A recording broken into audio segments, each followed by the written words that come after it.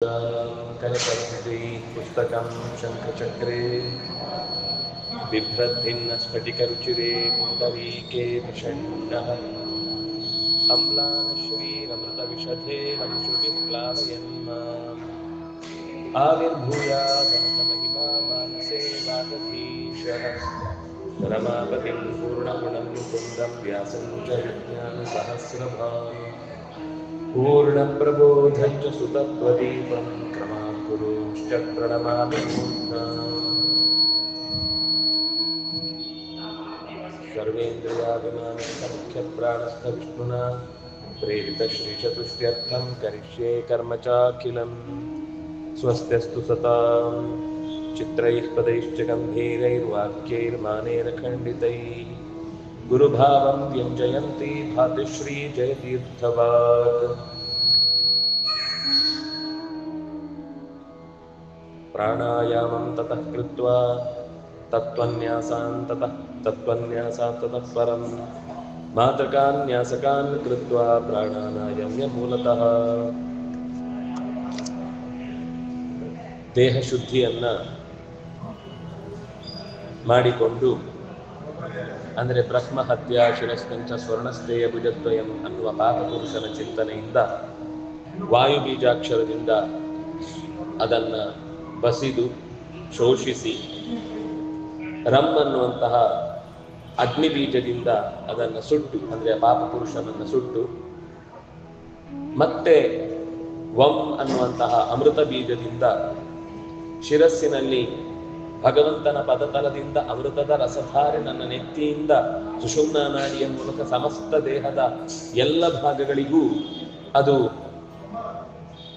ಜಾರತ್ತೆ ಅಂತ ಭಾವಿಸಿ ಇಡೀ ಶರೀರವನ್ನು ಮೀಯಿಸಿ ಭಗವಂತನ ಪಾದ ಸ್ಪರ್ಶಗೊಂಡಂತಹ ಗಂಗೆಯಂತಹ ಶೀತಲವಾದ ಅಮೃತದ ರಸದಿಂದ ಮೀಯಿಸಿ ದೇಹದಲ್ಲಿ ಹೃತ್ಕಮಲ ಮಧ್ಯ ನಿವಾಸಿಯಾಗಿ ಭಗವಂತ ಅತ್ಯಂತ ಶುಭ್ರವಾದ ಜಾಗದಲ್ಲಿ ನೆಲೆಸಿದ್ದಾನೆ ಅಂತ ಅವನನ್ನ ಆಹ್ವಾನ ಮಾಡಿ ಅವನಿದ್ದಾನೆ.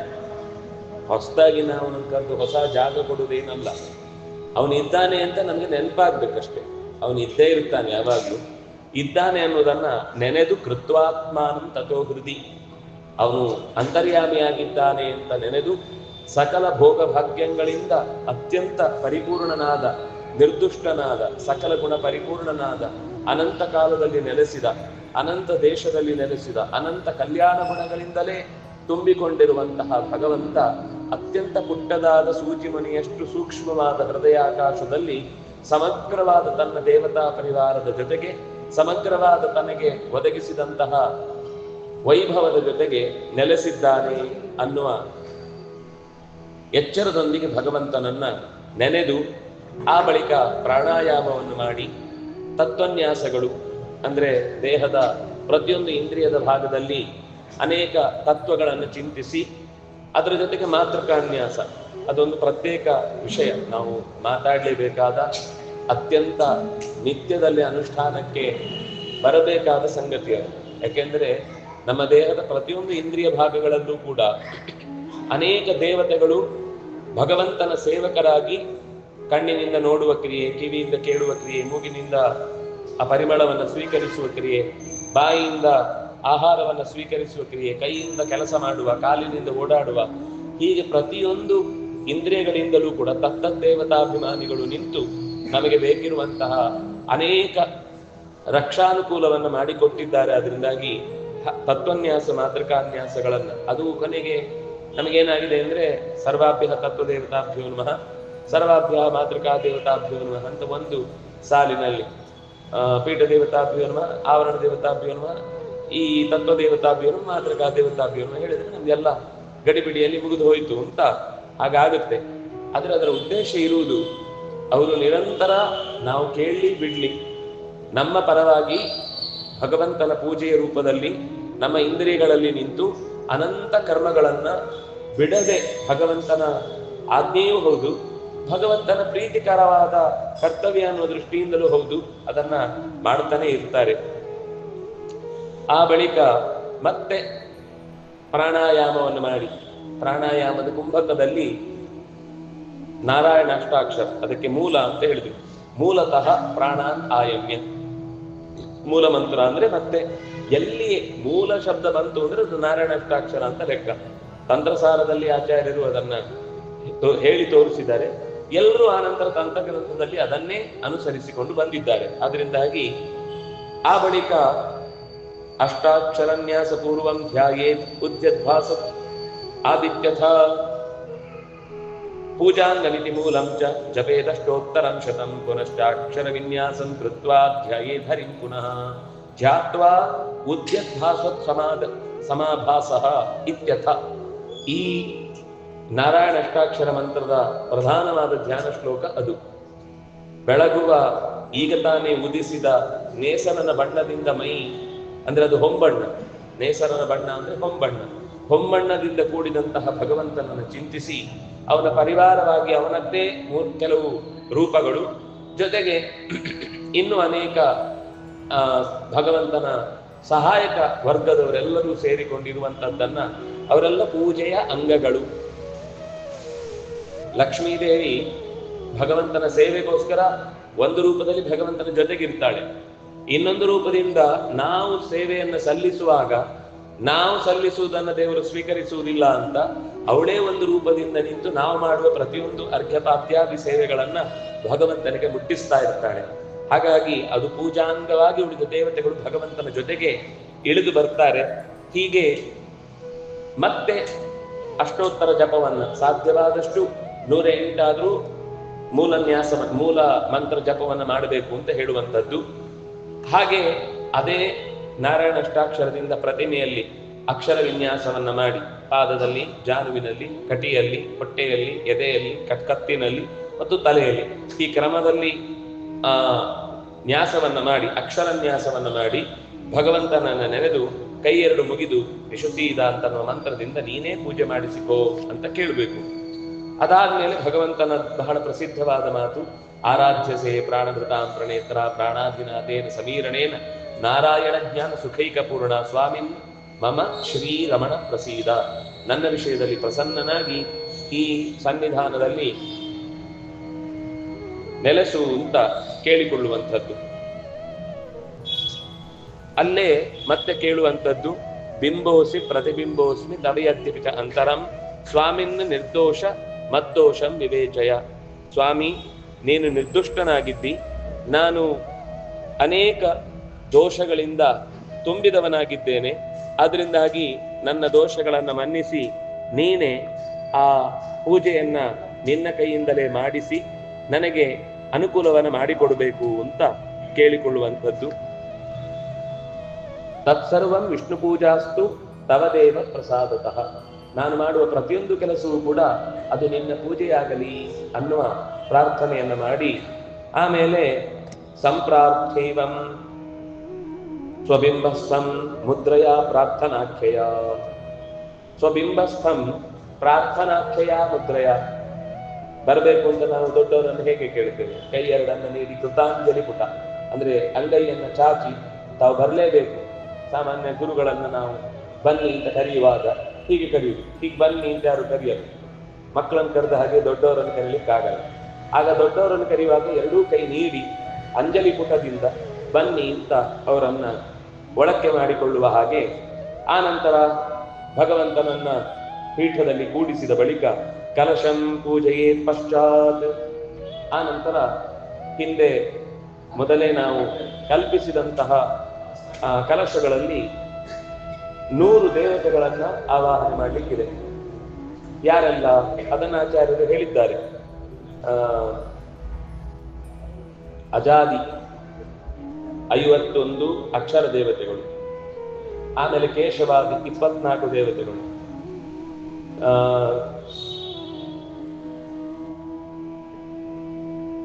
ವಿಶ್ವ ತೈಜಸ ಪ್ರಾಜ್ಞ ತುರಿಯ ಅನ್ನುವ 4, ವಾಸುದೇವ ಸಂಕರಣ ಪ್ರದ್ಯುಮ್ನ ಅನಿರುದ್ಧ ಅನ್ನುವ 4, ಜ್ಞಾನಾತ್ಮ ಅಂತನ್ನುವಂತಹ ಮತ್ತೆ 4, ಉಳಿದಂತೆ ಶಿಂಶುಮಾರ ಮತ್ತು ಭಗವಂತನ 10 ಅವತಾರಗಳ ರೂಪ. ಇದಿಷ್ಟನ್ನ ಚಿಂತಿಸಿದಾಗ 100 ರೂಪಗಳಾಗ್ತವೆ. ಅಲ್ಲಿ ಅಕ್ಷರಗಳ ದೇವತೆಗಳನ್ನು ಹೇಳುವಾಗ ಅಂ ಅಜಾಯ ನಮಃ, ಆನಂದಾಯ ನಮಃ, ಇಂದ್ರಾಯ ನಮಃ, ಈಶಾನಾಯ ನಮಃ, ಉಗ್ರಾಯ ನಮಃ, ಊರ್ಜಾಯ ನಮಃ, ಋತಂಭರಾಯ ನಮಃ, ಋಘಾಯ ನಮಃ, ಲುಷಾಯ ನಮಃ, ಲುಜಯ ನಮಃ, ಏಕಾತ್ಮನೇ ನಮಃ, ಐರಾಯ ನಮಃ, ಈ ರೀತಿ ಕೊನೆಗೆ ಕ್ಷಂ ಲಕ್ಷ್ಮೀ ನೃಸಿಂಹಾಯ ನಮಃ ಅಂತ ಆ 51 ದೇವತೆಗಳ ಬಳಿಕ ನಂತರ ಆತ್ಮ ಅಂತರಾತ್ಮಾದಿ, ಆತ್ಮ ಅಂತರಾತ್ಮ ಪರಮಾತ್ಮ ಜ್ಞಾನಾತ್ಮ, ಇದು 4 ಕೇಶವಾದಿ 24 ಬಂದು ವಿಶ್ವ ತೈಜಸ ಪ್ರಾಜ್ಞ ತುರೀಯ. ಆ ನಂತರ ವಾಸುದೇವ ಸಂಕರ್ಣ ಪ್ರದ್ಯುಮ್ನ ಅನಿರುದ್ಧ, ಮತ್ಸ್ಯ ಕಚ್ಚಪ ಕೋಲ ನೃಸಿಂಹ ಬಟು ಅಂದ್ರೆ ವಾಮನ, ಜಾಮದಗ್ನ್ಯ ರಘುದ್ವಹ, ಜಾಮದಗ್ನ್ಯ ಮತ್ತು ರಘುದ್ವಹ ಅಂತ 2 ಒಟ್ಟಿಗೆ ಹೇಳಿದ್ದು, ಕೋಲಹ ವಾಸಿಷ್ಠ ಯಾದವ ಮತ್ತು ಕೃಷ್ಣ, ಆತ್ರೇಯ, ಬುದ್ಧ, ಕಲ್ಕಿ, ಹೀಗೆ 100 ಕೊನೆಯದ್ದು ಶಿಂಶುಮಾರ 101ನೇದ್ದು. ಶಿಂಶುಮಾರಾದಿ ಶತ ರೂಪಗಳನ್ನ ಅಲ್ಲಿ ಕಲ್ಪಿಸಿಕೊಂಡು ಆ ನಂತರ ಅಷ್ಟೂ ದೇವತೆಗಳ ಕಲಶ ಅನ್ನೋ ಶಬ್ದಕ್ಕೆ ಅರ್ಥ ಅದೇ, ಕಲಾಹ ಅಸ್ಮಿನ್ ಶೇರತೆ, ಕಲಾರೂಪವಾದಂತಹ ಭಗವಂತನ 101 ರೂಪಗಳು ಇಲ್ಲಿ ನೆಲೆಸುತ್ತವೆ. ಅದರಿಂದಾಗಿ ಅದಕ್ಕೆ ಕಲಶ ಅಂತ ಹೆಸರು. ಕಲಶಸ್ಯ ಮುಖೇ ವಿಷ್ಣು, ಕಂಠೇ ರುದ್ರ ಸಮಾಶ್ರಿತಃ, ಮೂಲೆ ತತ್ರ ಸ್ಥಿತೋ ಬ್ರಹ್ಮ, ಮಧ್ಯೆ ಮಾತೃಗಣ ಸ್ಮೃತಾ ಅಂತ ಪ್ರಾರ್ಥನೆ ಮಾಡುವಾಗ ಕಲಶದ ದೇವತೆಗಳನ್ನ ಕಲಶ ಕೀರ್ತಿಮಾಂಶ್ಚ ಪ್ರಜ್ಞಾಂ ಮೇಧಾಂ ಶ್ರಿಯಂ ಭಗಂ ಯೋಗ್ಯತಾಂ ಪಾಪಹಾನಿಂಚ ಪುಣ್ಯ ವೃದ್ಧಿಂಚ ಸಾಧಯೇ ಅಂತ ಕಲಶಸ್ಯ ಮುಖೇ ವಿಷ್ಣು ಅನ್ನುವ ಶ್ಲೋಕದ ಜೊತೆಗೆ ಇನ್ನೂ ಅನೇಕ ಮಂತ್ರಗಳನ್ನೆಲ್ಲ ಅದರ ಗರ್ಭದಲ್ಲಿ ಸಾಗರದ ದೇವತೆಗಳೆಲ್ಲ ನೆಲೆಸಿದ್ದಾರೆ. ಕುಕ್ಷೌತು ಸಾಗರ ಸರ್ವೇ ಸಪ್ತದ್ವೀಪ ವಸುಂಧರ, ಋಗ್ವೇದ, ಯಜುರ್ವೇದ, ಅಥರ್ವ, ಸಾಮ ಮೊದಲಾದ 4 ವೇದಗಳು ಅಂಗೈಷ್ಟ ಸಹಿತ ಸರ್ವೇ ಕಲಶಾಂ ಸಮಾಪ್ಯುತ ಅಂತ ಕಲಶದ ನೀರಿನಲ್ಲಿ ಲೋಕದ ಸಮಸ್ತ ದೇವತೆಗಳು ಕೂಡ ವಾಸವಾಗಿದ್ದಾರೆ ಅಂತ ಚಿಂತಿಸಿ ಯಥಾ ಪ್ರಕಾರ ಅದಕ್ಕೂ ಕೂಡ ಅರ್ಘ್ಯಪಾದ್ಯಾದಿಗಳ ರೂಪದಲ್ಲಿ ಭಗವಂತನನ್ನ ಪ್ರಾರ್ಥಿಸಿ ಏಕಸ್ಮಾದಪಿ ಪಶ್ಚಾತ್ತಂ ಕಲಶಂ ಪೂಜೆಯೇ ಬುಧ, ನಮಗೆ ಸಾಧ್ಯವಾದಂತೆ 7 ಕಲಶ ಅಥವಾ 5 ಅಥವಾ 3, ಕನಿಷ್ಠ ಪಕ್ಷ ಕೊನೆಯದು 1 ಅಂತ 2 ಆದ್ರೂ ಇಡಬಹುದು ಅಂತ ಹೇಳ್ತಾರೆ. ಯಾಕಂದ್ರೆ 1 ಗಂಧ 1 ಶುದ್ಧ ಅಂತ, ಅದು ಕೊನೆಯ ಅವಕಾಶ. ಗಂಧವು ಇಲ್ಲದೆ ಇದ್ದ ಸಂದರ್ಭದಲ್ಲೂ ಬರೀ ಶುದ್ಧ 2 ಕಲಶವನ್ನ ಅಭಿಷೇಕ ಮಾಡುವಂಥದ್ದಿದೆ. ಹಾಗಾಗಿ ಅದನ್ನ ಒಂದಕ್ಕೆ ಒಂದು ಮಿಶ್ರ ಮಾಡಿ ಹಾಕೊಳ್ಳುವಂಥದ್ದಲ್ಲ. ಗಂಧೋದಕ ಬೇರೆ ಅಭಿಷೇಕ, ಶುದ್ಧೋದಕ ಆ ನಂತರದಲ್ಲಿ ಮಾಡುವ ಅಭಿಷೇಕ. ಹೀಗೆ ಅಭಿಷೇಕ ಮಾಡುವ ಮುನ್ನ ಅಲ್ಲಿ ಇನ್ನೂ ಪ್ರಾರ್ಥಿಸುವಂಥದ್ದೇನು ಅಂತಂದ್ರೆ ಇಮಮ್ಮೆ ಗಂಗೆ ಯಮುನೆ ಸರಸ್ವತಿ ಶುದುದ್ರಿ ಸ್ತೋಮಂ ಸಜತಾ ಪರುಷ್ಣಿಯ ಅಸಿಗ್ನಿಯ ಮರುಧೃದೆ ವಿತಸ್ತ ಆರ್ಜಿಕೀಯ, ಇದೆಲ್ಲ ನದಿಗಳ ಹೆಸರು. ನಮಗೆ ಮಂತ್ರದಲ್ಲಿ ಏನು ಹೇಳಿದೆ ಅಂತ ಗೊತ್ತಿಲ್ಲ. ವಸ್ತುತಃ ಅಷ್ಟೂ ಅಪರೂಪದ ಅದು ಗಂಗೆಯ ಮತ್ತು ಸಿಂಧುವಿನ ಕವಲುಗಳ ಎಲ್ಲಾ ಮುಖಗಳನ್ನು ಸೇರಿಸಿಕೊಂಡು ವರುಣನ ಮಡದಿಯರಾದ ಇವರೆಲ್ಲರೂ ಕೂಡ ಸೇರಿಕೊಂಡು ವರುಣನ ಮೂಲಕ ತತ್ವಾಯಾಮಿ ಇವರೆಲ್ಲರೂ ಕೂಡ ಈ ಕಲಶದಲ್ಲಿ ಬಂದು ಕೂತು ಭಗವಂತನ ಪೂಜೆಗಾಗಿ ನೆಲೆಸಲಿ ಅಂತ ಕೇಳುವಂಥದ್ದು. ಆ ನಂತರ ಸರ್ವೇ ಸಮುದ್ರ ಸರಿತಸ್ತೀರ್ಥಾನಿ ಜಲದಾ ನದ, ಇಷ್ಟು ಸಕಲ ನದ್ಯಾಭಿಮಾನಿಗಳು ತೀರ್ಥಾಭಿಮಾನಿಗಳು ಸಮುದ್ರದ ಎಲ್ಲಾ ಭಾಗದ ನದಿಗಳ ದೇವತೆಗಳು ಅಷ್ಟೂ ಜನರು ಕೂಡ ಆಯಾ ಅಂತು ಮಮ ದೇವ ಪೂಜಾರ್ಥಂ, ದೇವರನ್ನ ಪೂಜೆ ಮಾಡುವುದಕ್ಕೋಸ್ಕರ ತಯಾರಿಸಿದಂತಹ ಕಲಶದಲ್ಲಿ ನೆಲೆಸಲಿ ಅಂತ ಹೀಗೆ ದೇವ ಪೂಜಾರ್ಥಂ ಅಭಿಷೇಕ ಮಾದರ, ಅಭಿಷೇಕಾರ್ಥಂ ಅಭಿಷೇಕಕ್ಕೋಸ್ಕರವಾಗಿ ಆದರದಿಂದ ಅವರೆಲ್ಲ ಬಂದು ನೆಲೆಸಲಿ ಅಂತ ಕೇಳಿ ಆ ನಂತರ ಶಂಖ ಚಕ್ರ ಗದಾ ಪದ್ಮ ಧೇನು ಮತ್ತು ತಾರಕ್ಷ್ಯ ಈ 6 ಮುದ್ರೆಗಳನ್ನ ಕಲಶದಲ್ಲಿ ತೋರಿಸಿ ಮತ್ತೆ ಅಷ್ಟಾಕ್ಷರದಿಂದ ಸಾಧ್ಯವಾದಷ್ಟು 108, ತಪ್ಪಿದ್ರೆ 54, ತಪ್ಪಿದ್ರೆ ಕನಿಷ್ಠ ಪಕ್ಷ 8 ಆದ್ರೂ ಕೂಡ ಜಪಿಸಿ 12 ಅಂತ ಕೆಲವೊಂದು ಸರ್ತಿ ದ್ವಾದಶ ವಾರಂ ಅಂತ ಕೆಲವು ಕಡೆ ಹೇಳುತ್ತಿದೆ, ಅಷ್ಟವಾರಂ ಅಂತ ಕೆಲವು ಕಡೆ ಹೇಳುತ್ತಿದೆ.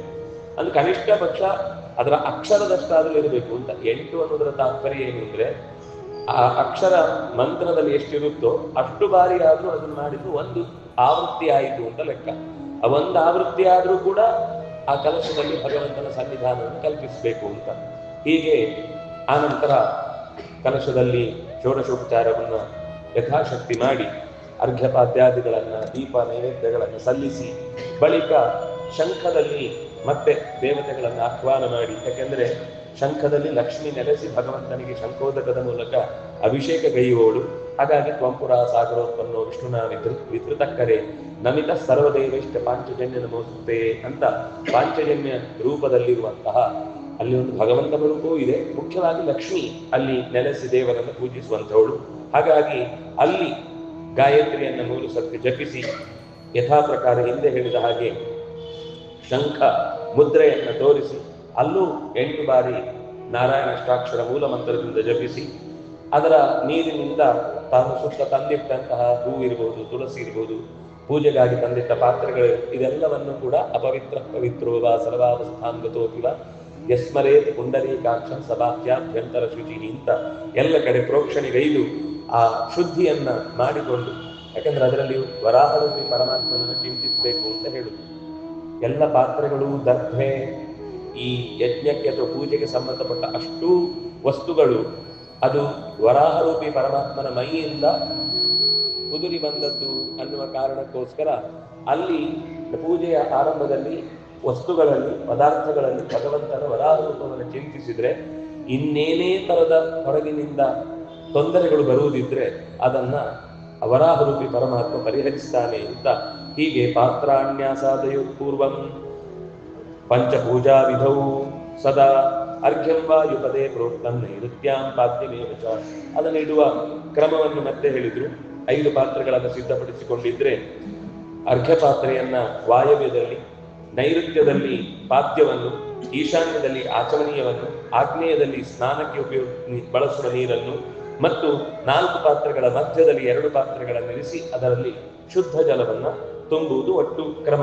ವಾಯುವ್ಯ, ಈಶಾನ್ಯ, ಆಗ್ನೇಯ ಮತ್ತು ನೈಋತ್ಯ ಅಂತ 4 ದಿಕ್ಕುಗಳಲ್ಲಿ. ಅಂದ್ರೆ ನಾವು ಪೂರ್ವಕ್ಕೆ ಕೂತಿದ್ದಾಗ ನಮಗೆ ಸ್ಪಷ್ಟ ಆಗುತ್ತೆ, ನಾವು ಕೂತ್ಕೊಳ್ಳೋ ದಿಕ್ಕು ಚೇಂಜ್ ಆದ್ರೆ ಅದರ ಸ್ಥಾನ ಚೇಂಜ್ ಆಗುತ್ತೆ.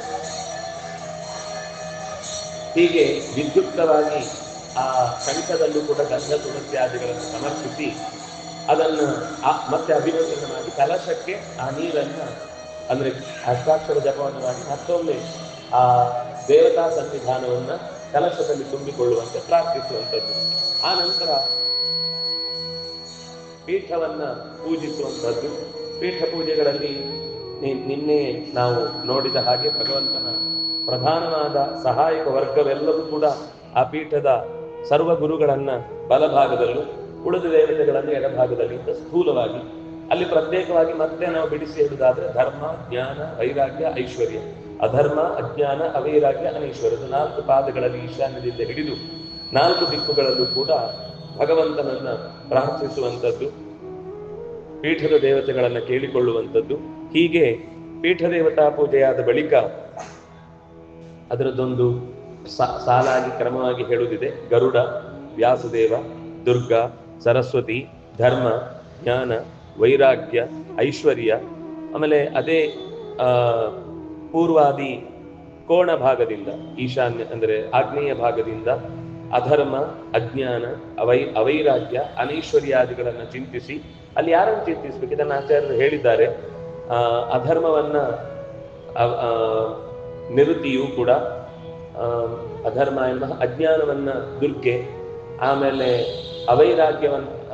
ಅವೈರಾಗ್ಯವನ್ನ ಕಾಮ, ಅನೈಶ್ವರ್ಯವನ್ನು ರುದ್ರ, ಅಂದ್ರೆ ಅದನ್ನು ನಿಯಂತ್ರಿಸುವ ದೇವತೆಗಳು ಅಂತ ಲೆಕ್ಕ. ಹಾಗಾಗಿ ಅಂಥ ದೇವತೆಗಳನ್ನ ಅವರು ನಮಗೆ ಅದನ್ನ ಕೊಡದಂತೆ ನಮ್ಮನ್ನ ಆ ಸಮಸ್ಯೆಯಿಂದ ದೂರ ಇಡಬೇಕು ಅಂತ ಆ ದೇವತೆಗಳನ್ನ ಪ್ರಾರ್ಥಿಸುವಂಥದ್ದು. ಅಲ್ಲಿ ಅಧರ್ಮ ಅಂದ್ರೆ ಅಧರ್ಮವನ್ನು ಚಿಂತಿಸುವುದಲ್ಲ, ಅಧರ್ಮದ ಅಭಿಮಾನಿಯಾದ ನಿರುತಿ. ಅಜ್ಞಾನ ಅಂದ್ರೆ ಅಜ್ಞಾನವನ್ನ ಪ್ರಾರ್ಥಿಸುವುದಲ್ಲ, ಅಜ್ಞಾನದ ಅಭಿಮಾನಿಯಾದ ದುರ್ಗೆ. ಅವಳು ತೆಗೆಯೋಳು ಅವಳೆ, ಕೊಡುವವಳು ಅವಳೆ. ಹಾಗಾಗಿ ಯಾರಿಗೆ ನಿಗ್ರಹ ಮತ್ತು ಅನುಗ್ರಹದ ಶಕ್ತಿ ಒಂದು ವಿಷಯದಲ್ಲಿ ಇದೆಯೋ ಅವರನ್ನೇ ಕೇಳಿಕೊಂಡ್ರೆ ಸಮಸ್ಯೆ ಪರಿಹಾರ ಆಗುತ್ತೆ. ಕೆಲವರು ಕೊಡುವವರು ಮಾತ್ರ ಇರ್ತಾರೆ, ತೆಗೆಯೋರಾಗಿರುವುದಿಲ್ಲ, ಅಂಥವ್ರನ್ನು ಕೇಳಿ ಉಪಯೋಗ ಇಲ್ಲ.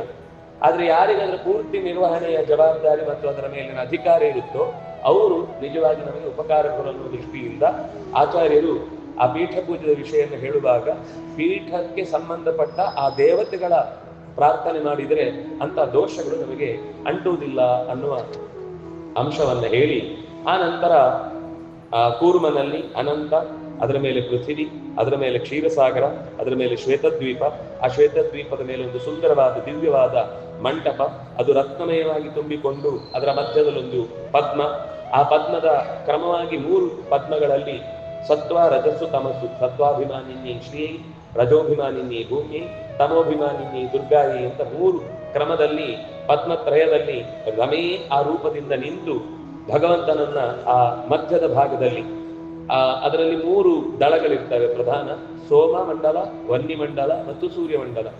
ಸೋಮ ಅಂದ್ರೆ ಚಂದ್ರ, ಸೂರ್ಯ ಅಂದ್ರೆ ಗೊತ್ತು, ಅಗ್ನಿ ಅಂದ್ರೆ ಬೆಂಕಿ. ಈ 3 ಮಂಡಲಗಳಲ್ಲಿ ಸೂರ್ಯ ಸೋಮ ಹುತಾಶಾಸ್ತ್ರ ಪದ್ಮೇ ಶ್ರೀ ತ್ರಿಗುಣಾತ್ಮಿಕ 3 ಆ ದಳಗಳಲ್ಲಿ ಲಕ್ಷ್ಮಿ 3 ಗುಣಗಳಿಗೆ ಸಂಬಂಧಿಸಿದಂತೆ ಈ 3 ಮಂಡಲಗಳ ನಡುವೆ ಭಗವಂತನನ್ನ ಚಿಂತಿಸುವಂತಹದ್ದು. ಅಲ್ಲಿ ಪ್ರಧಾನವಾಗಿ ಅಂತರಾತ್ಮ, ಪರಮಾತ್ಮ, ಜ್ಞಾನಾತ್ಮ ಮತ್ತು ಆತ್ಮ ಅಂತರಾತ್ಮ, ಪರಮಾತ್ಮ, ಜ್ಞಾನಾತ್ಮ ಅನ್ನುವ 4 ರೂಪಗಳಿಂದ ಭಗವಂತ ಅಲ್ಲಿ ನೆಲೆಸಿದ್ದಾನೆ.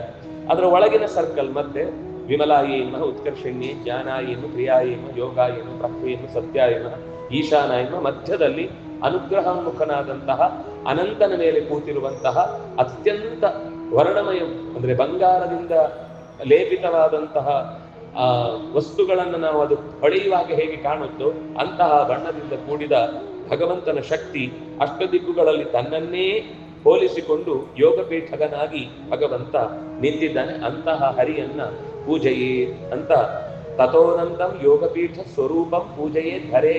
ಅದು ಪೀಠವೇ ಅನಂತನ ರೂಪ. ಪೀಠದಲ್ಲಿ ಮತ್ತೆ ಅನಂತ ಕೂಡುದಲ್ಲ, ಪೀಠವೇ ಅನಂತನ ರೂಪ. ಅದರಲ್ಲಿ ಭಗವಂತ ಅನಾಯಾಸವಾಗಿ ಕೂತಿದ್ದಾನೆ. ಹೀಗೆ ಪೀಠ ಪೂಜೆಯನ್ನ ಮುಗಿಸಿದ ಬಳಿಕ ಅಲ್ಲಿ ಭಗವಂತನನ್ನ ಮತ್ತೆ ಪ್ರೀತಿಯಿಂದ ಪೂಜೆ ಆಗುವ ತನಕವೂ ಕೂಡ ನನ್ನ ಕಲ್ಪಿಸಿದಂತಹ ಈ ಉತ್ತಮವಾದ ಪೀಠದಲ್ಲಿ ತಾನು ಭಗವಂತ ಕೂತು ಪೂಜೆಯನ್ನು ಸ್ವೀಕಾರ ಮಾಡಬೇಕು ಅಂತ ದೇವರನ್ನ ಕೇಳಿಕೊಂಡು ಆ ನಂತರ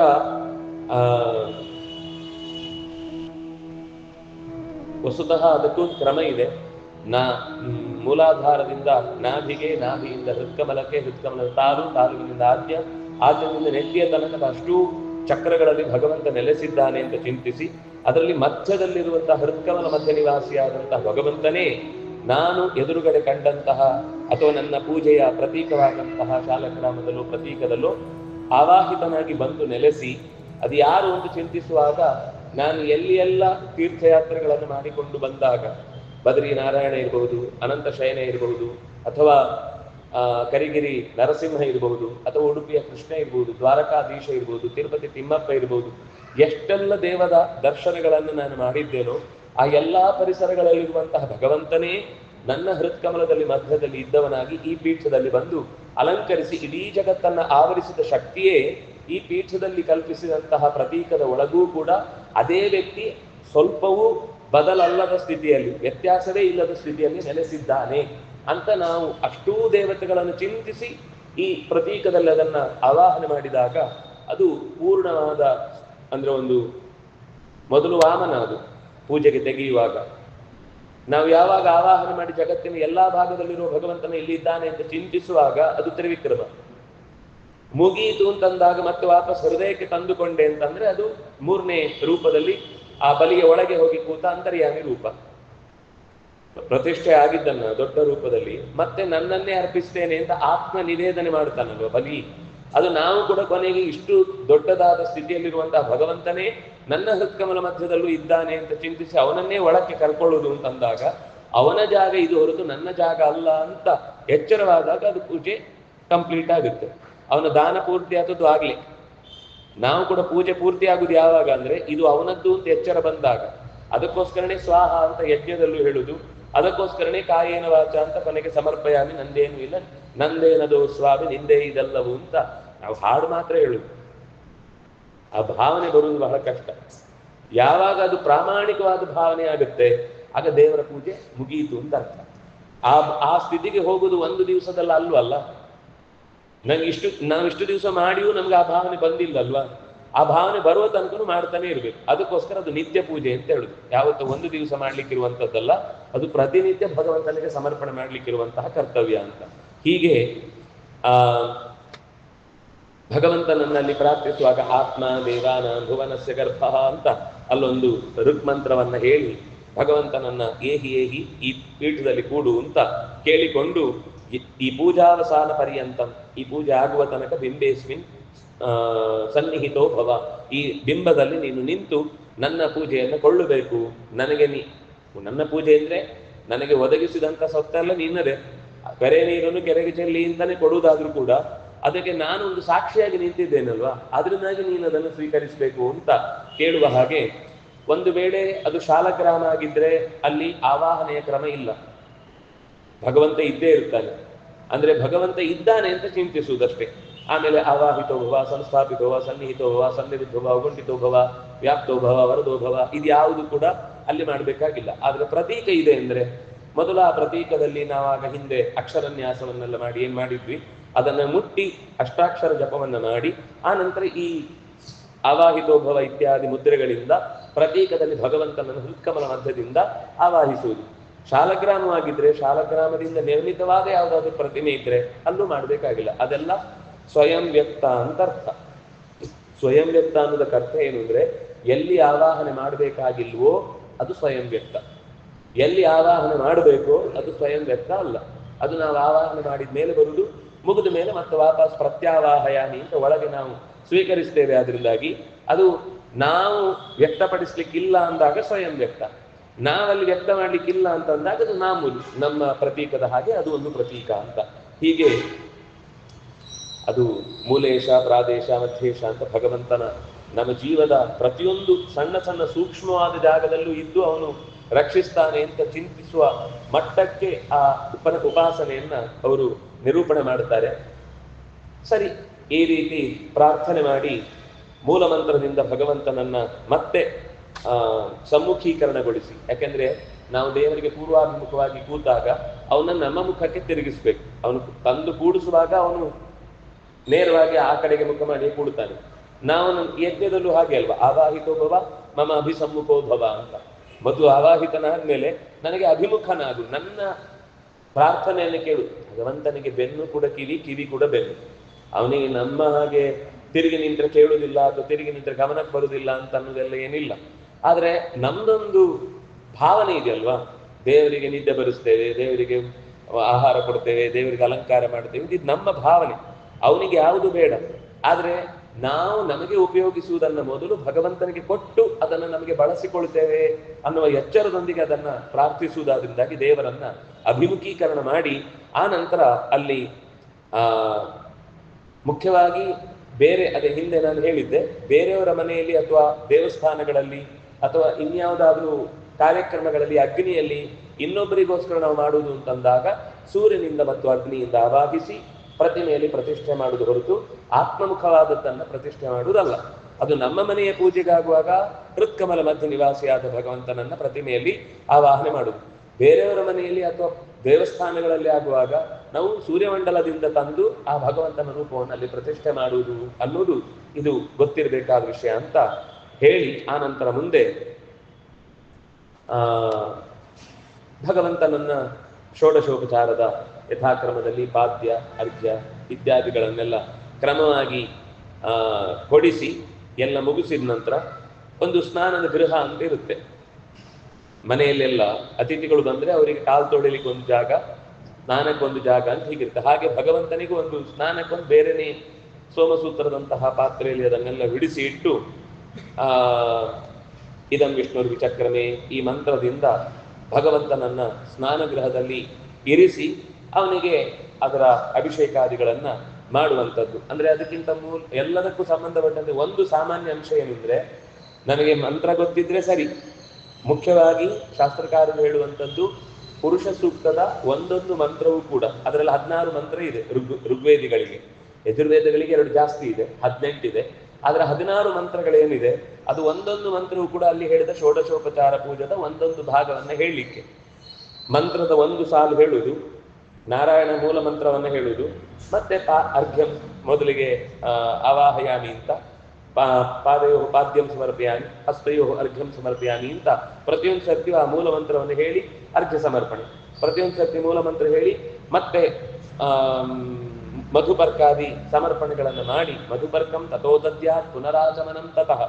ಈ ಪುನರಾಚಮನೆ ಅಂತ ಏನಿದೆ ಅದು ಷೋಡಶೋಪಚಾರದಲ್ಲಿ ಸೇರುವುದಿಲ್ಲ. ಯಾಕೆಂದ್ರೆ ಮಧುಪರ್ಕವನ್ನ ಮಾಡಿದ್ಮೇಲೆ ಆಚಮನೆ ಮಾಡಿಕೊಳ್ಬೇಕು ಅಂತ ನಿಯಮ. ಆದ್ರಿಂದಾಗಿ ಅದು ಪುನರಾಚಮನ ಅಂತಾನು ನಮಗೆ ಅದರಲ್ಲಿ ಒಂದು ಹೆಚ್ಚು ಭಾರ ಆಗುದಿಲ್ಲ. ಅದು ಆ ಮಂತ್ರಕ್ಕೆ ಹಿಂದೆ ಹೇಳಿದ ಮೇಲೆ ಮತ್ತೆ ನಾರಾಯಣ ಮೂಲ ಮಂತ್ರ ಹೇಳಿದ್ರೆ ಮುಗಿದೋಯ್ತು, ಅಲ್ಲಿಗೆ ಅದು ಮುಗಿಯುತ್ತೆ, ಭಗವಂತನಿಗೆ ಸಮರ್ಪಣೆ ಆಯಿತು. ಆ ನಂತರ ಈ ಮಧುಬಕ್ಕ ಮುಗಿಸಿ ದೇವರನ್ನ ಕೂಡಿಸುವಾಗ ಮೊದಲಿಗೆ ಸಾಮಾನ್ಯವಾಗಿ ದೇವಸ್ಥಾನಗಳಲ್ಲಾದ್ರೆ ಅಥವಾ ನಮ್ಮ ಮನೆಯಲ್ಲಿ ವಿಶೇಷ ದಿನಗಳಲ್ಲಾದ್ರೆ ಪಂಚಾಮೃತದ ಅಭಿಷೇಕದ ಕ್ರಮ ಇರುತ್ತೆ.